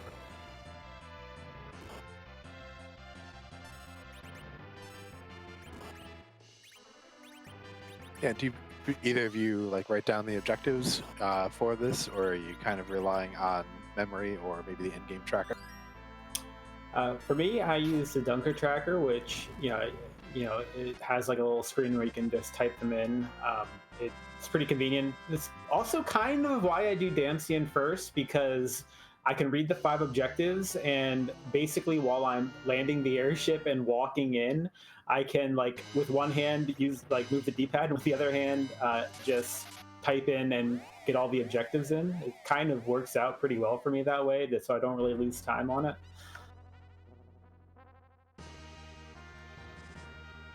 I don't keep notes on my objectives, so the in-game tracker is extraordinarily helpful to me. Throughout this game, you see me opening it and closing it times already. Honestly, by the time I've finished looting Baron and started getting onto Damsian, I've already forgotten what my objectives are. So often when I'm getting out of Damsian, if it isn't a hook route and I'm not doing something weird, I'll open up that tracker just to see if the boss at the waterfall spot is the boss that I'm looking for.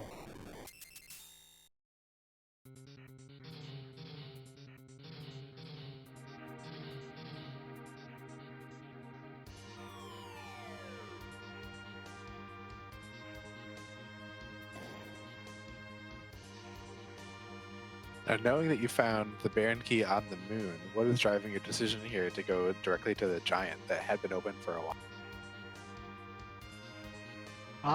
This was 50% whim and 50% I don't want to do the Gauntlet at Baron Castle.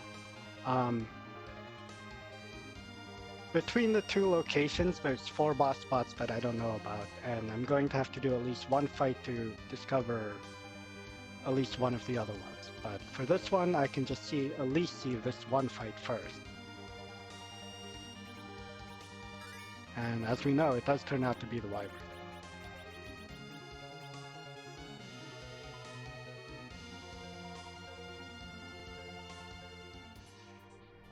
And Kohrek, you found your Baron key. Are you immediately planning to bail? It looks like it. Yeah, absolutely. the Mirasame altar can wait. In my mind, I know there's only 2 characters checks left, and I got one of them. So, on top of that, it's more likely than not that the package is behind Baron Key than it is behind the Mirasame altar. So I was really ready to go at that point.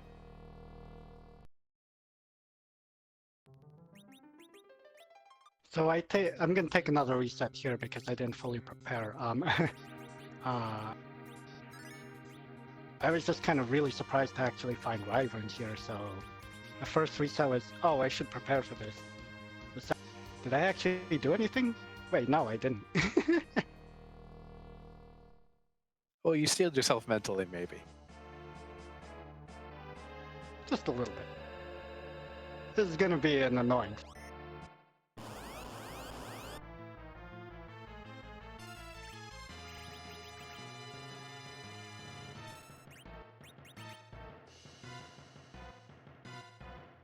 Yeah, at this point, are you feeling pretty happy about your decision to not follow directly on that Baron Key and hoping that you have a food behind here? Oh, absolutely. If this is a twofer, then at least I'm on the right track because I do have one eye on the race room and I know that Kohrek isn't done yet. So there's a chance that he might still be hunting around on the moon looking for this stuff, which I already know leads to no Wyverns at the very least. But little did I know that he actually did Giant first, and if this was the last 2 objectives that we needed, he would have been over and done with. And this is a really nice heads-up play. How long did it take you to, or did you immediately know that you would have the Mega Nuke counters? Yeah, I've played around with the Wyvern fight a little bit. I do know that Bestiaries or I'm pretty sure that Bestiaries and Grimoires do not incite the Mega Nuke effect, but here I just wanted to play around and see how this would go. In retrospect, I probably should have picked up Kane and gotten him berserked for the Bacchus Wine or something, put a Star Veil and then have a Bacchus Wine. Here I'm trying to see if Chocobo has a decent cast time because Sylph's animation is very long. In the end, I decided to stick to Sylph because it also just heals some.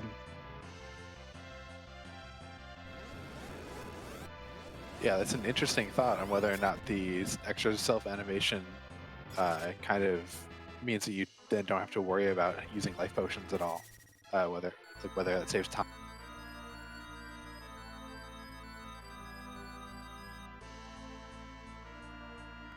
And Kohrek, you're cleaning out the gauntlet here.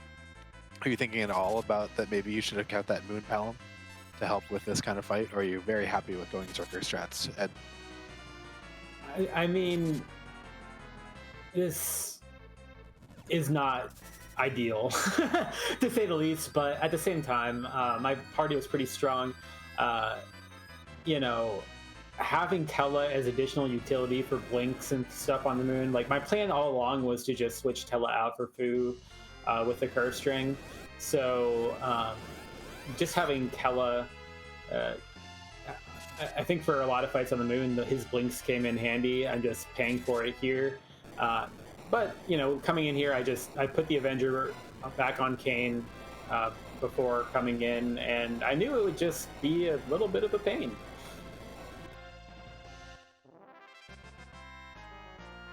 Yeah, Kohrk's in one of the situations that is one of the reasons why I like to keep my Black Mage around.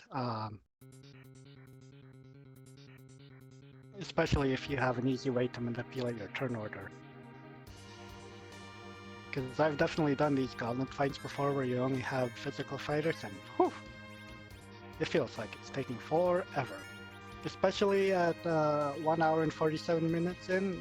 I bet we're both thinking that the other person could finish at any time. Yeah, absolutely.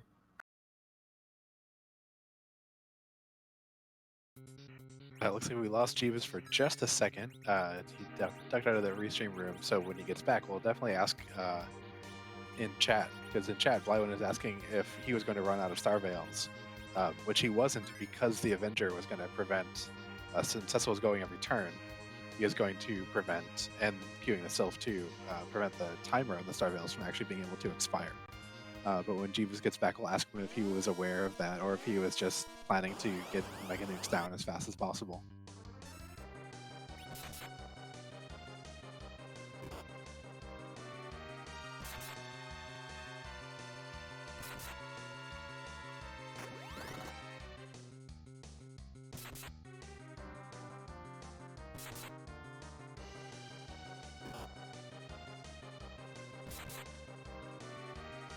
You have found your old man now. Are you very relieved? Yeah, at this point, like, even though I did almost everything, it was where everything ended up being, it was going to be really hard to skip too much in this seed. So I felt fairly good. I mean, I felt like at worst, this is like neck and neck. That's what I felt. Like, I don't think I'm far behind. So that felt pretty good.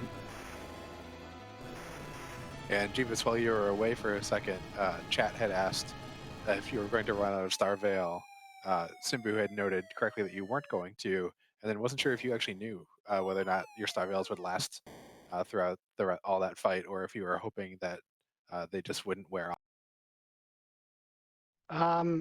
I knew that the Star Veils weren't going to wear off, specifically because Cecil should be relative agility 1. And with that setup, he won't. His Star Veil is definitely not going to turn off, because anytime he comes up in the turn order for being checked for anything, he's just going to attack instead of having any of his statuses counters decrement.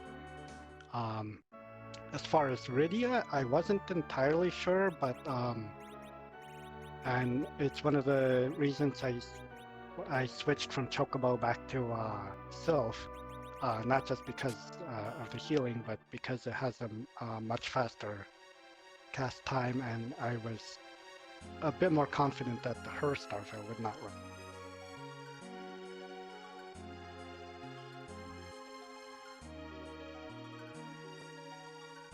Yeah, that's some heads-up play and some pretty advanced game knowledge for someone who's only been playing the game for a few months. Oh yeah, definitely. I first found out about Free Enterprise, I think it was an old AGDQ video, or not that old, but like maybe one from last year or the year before. There was a featured race, and Final Fantasy IV has always been one of my favorite games. I looked at it, checked it out, I watched all the VODs on the Free Enterprise YouTube channel, the Highway to the Zima Zone 2 and 1, and I've just been absorbing information from those. I joined Discord and spoken to the very experienced players that we have there.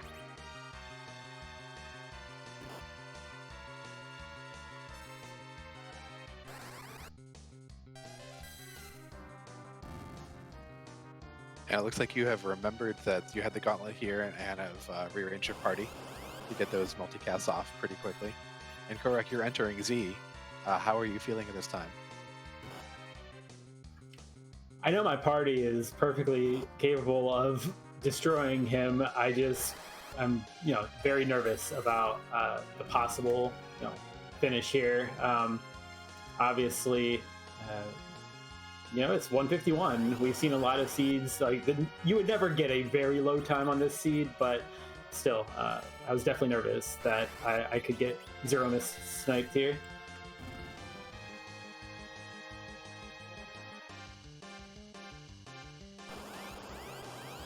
Now we'll have to ask. I definitely don't blame you. I definitely don't blame you. It's an hour and 52 minutes in, and no one has got guns yet, so something's going on, right?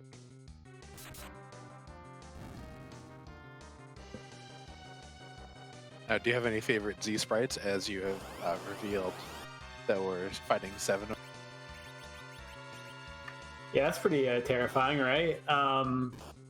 Man, I love the ones that are surprising, like different genre thing. I mean, obviously, classic RPGs. We probably probably nobody would be playing this if you didn't love classic RPGs. But that said, I love it when something weird comes up, like a Pac-Man ghost or Mike Tyson or something. That just cracks me up.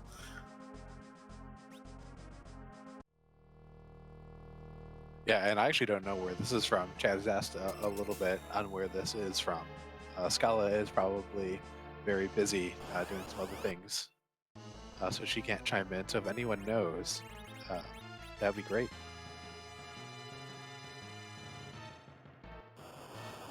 Chad is saying Romancing Saga 2. That is not a game that I've personally played. I was completely confused at who this Z fight was, but to me it's kind of reminiscent of, like, you know, Kafka, the final battle with him when you're with all the different parts and stuff. I thought the exact same thing. Like, it obviously isn't the same thing, but man, it really conjures that same feeling. Same with kind of like the Octopath Traveler final boss. It just has that same feeling to it.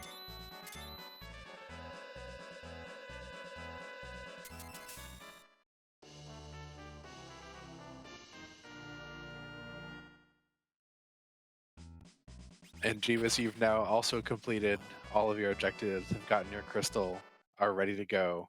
Looks like you don't take the foo. How are you feeling? Are you nervous? Are you seeing that you haven't gotten a dot done and feel like you have this or have a good shot? I have no idea where Kohrek is right now. I do know because I hang out on stream sometimes that he's very good at these full clear type of seeds.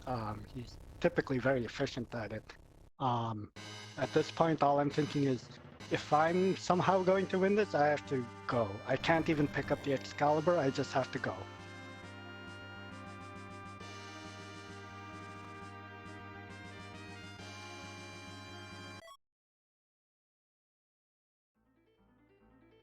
Party composition wise, how do you guys tend to like to beat Zeromus? And there is our flash boom and a dot done for Kohrek. Yep, GG Kohrek. Yeah, thank you. GG's. For me, for Zeromus, I mean, Zerker strats are just easy. Honestly, I feel like in a lot of these seeds with the Swiss flags, with the 5 objectives, it doesn't even matter who you have in your party. You end up overpowered by the time you get to Zeromus.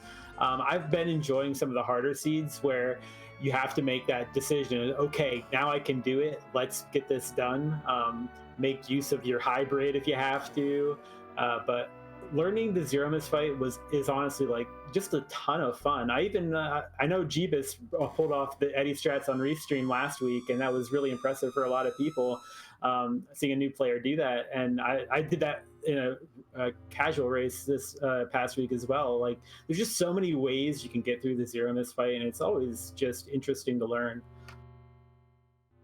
Yeah, the Z fight is one of the most fascinating fights that you go through because he hits everyone and he hits them hard, but a lot of times he's also doing nothing, and he's very susceptible to agility manipulation. He has reactions to magic, but not if you reflect them. His big power move can be nerfed if you cast magic at him at the right time. There are a lot of layers to this fight. In a lot of these Swiss seeds, especially with the 5 objectives, and especially since we have, every character.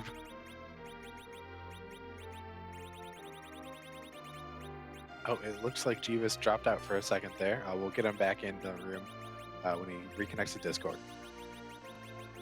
So, Kohrek, what kind of thoughts do you have on the seed as a whole? Is there anything you might do differently, or do you feel pretty good about your routing in general?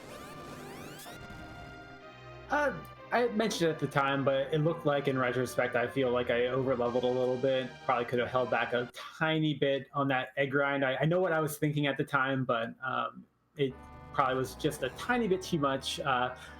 The Twin Harp, after I came back to Earth after Giant, I think to second guess that would just be playing Monday morning quarterback. It looks like, oh man, I'm just wasting time here. But if that was Baron Key, then man, I saved the entire lunar subterranean, and that would be just huge. So honestly, I feel Yeah, I think that it was definitely a good time that if you're going to check that twin carb to just route it in while you got back onto the Earth. And welcome back into the room, Jeebus. You were in the middle of explaining some thoughts about the Z fight, I believe. Oh, and he dropped out again.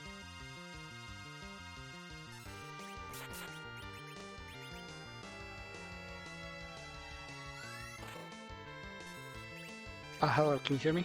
Yep, you are back. Okay, I'm not sure if I cut off mid-sentence. What was the last thing I said before I cut off? I don't If you could remember help me out. exactly, but I think you were talking about Z strategies and some of the options that you have during them. Oh yes, as far as options go, for this type of flag set where you have 5 objectives and you're likely to do a lot of character checks, it's really easy to have a party that you're comfortable with. In this case, both Kohrek and I had finished Giant, had either full cleared Moon or mostly did Moon with 10 key items, so our levels are perfect, even overkill for this fight.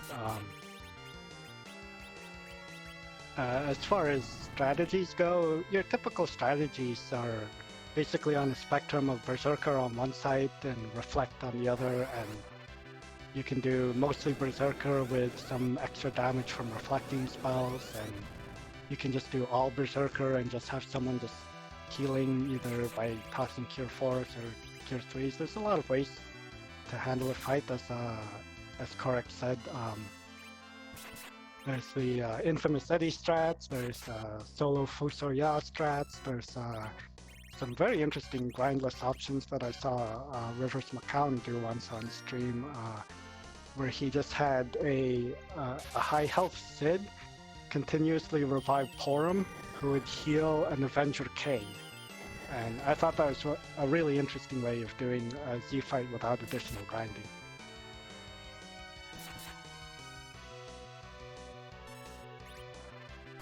Yeah, there are all sorts of interesting ways to approach how to just get down all those hit points that he has. And the game gives you a lot of different tools to do that. You guys both made excellent work of using XP as the main tool in this seed just because of what you had to do.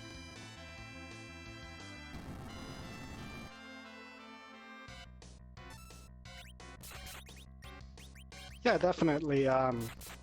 It's worthwhile to remember that vanilla FF4 is not exactly designed to be an impossible game, and JRPGs by nature are designed so that you can usually grind past any challenge, right?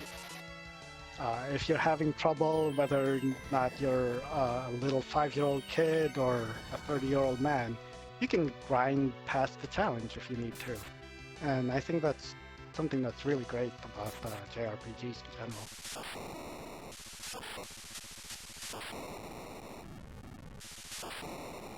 And there is your crack boom, and GG's to you, Jeebus. Thank you. GG's. Do you have any thoughts on the seed as a whole?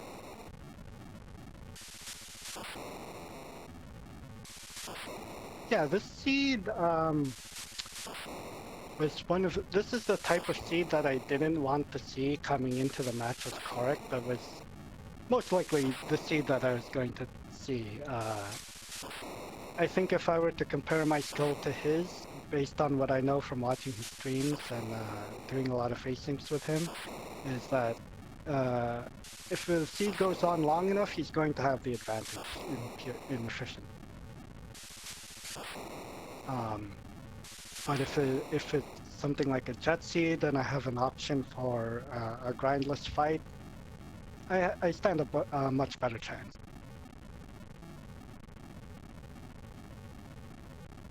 Well, and now you've both revealed your secrets to each other and to the rest of the community, so thank you for doing this. This has been a blast to do. And both of you are going to be very scary opponents and not easy plays for the rest of this turn.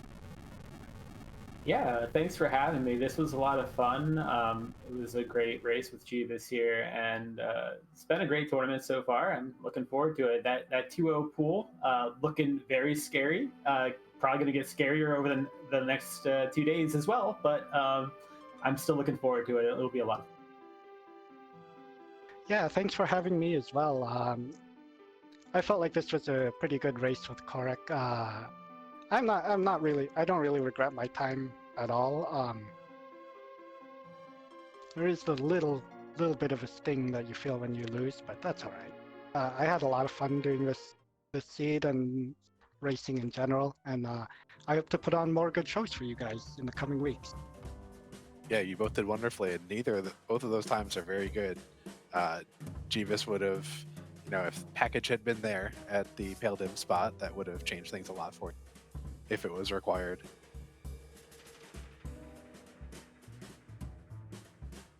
Yep, and that's a great thing about these randomizer races. You pick your gambles, and sometimes you win them, and sometimes you lose them, right?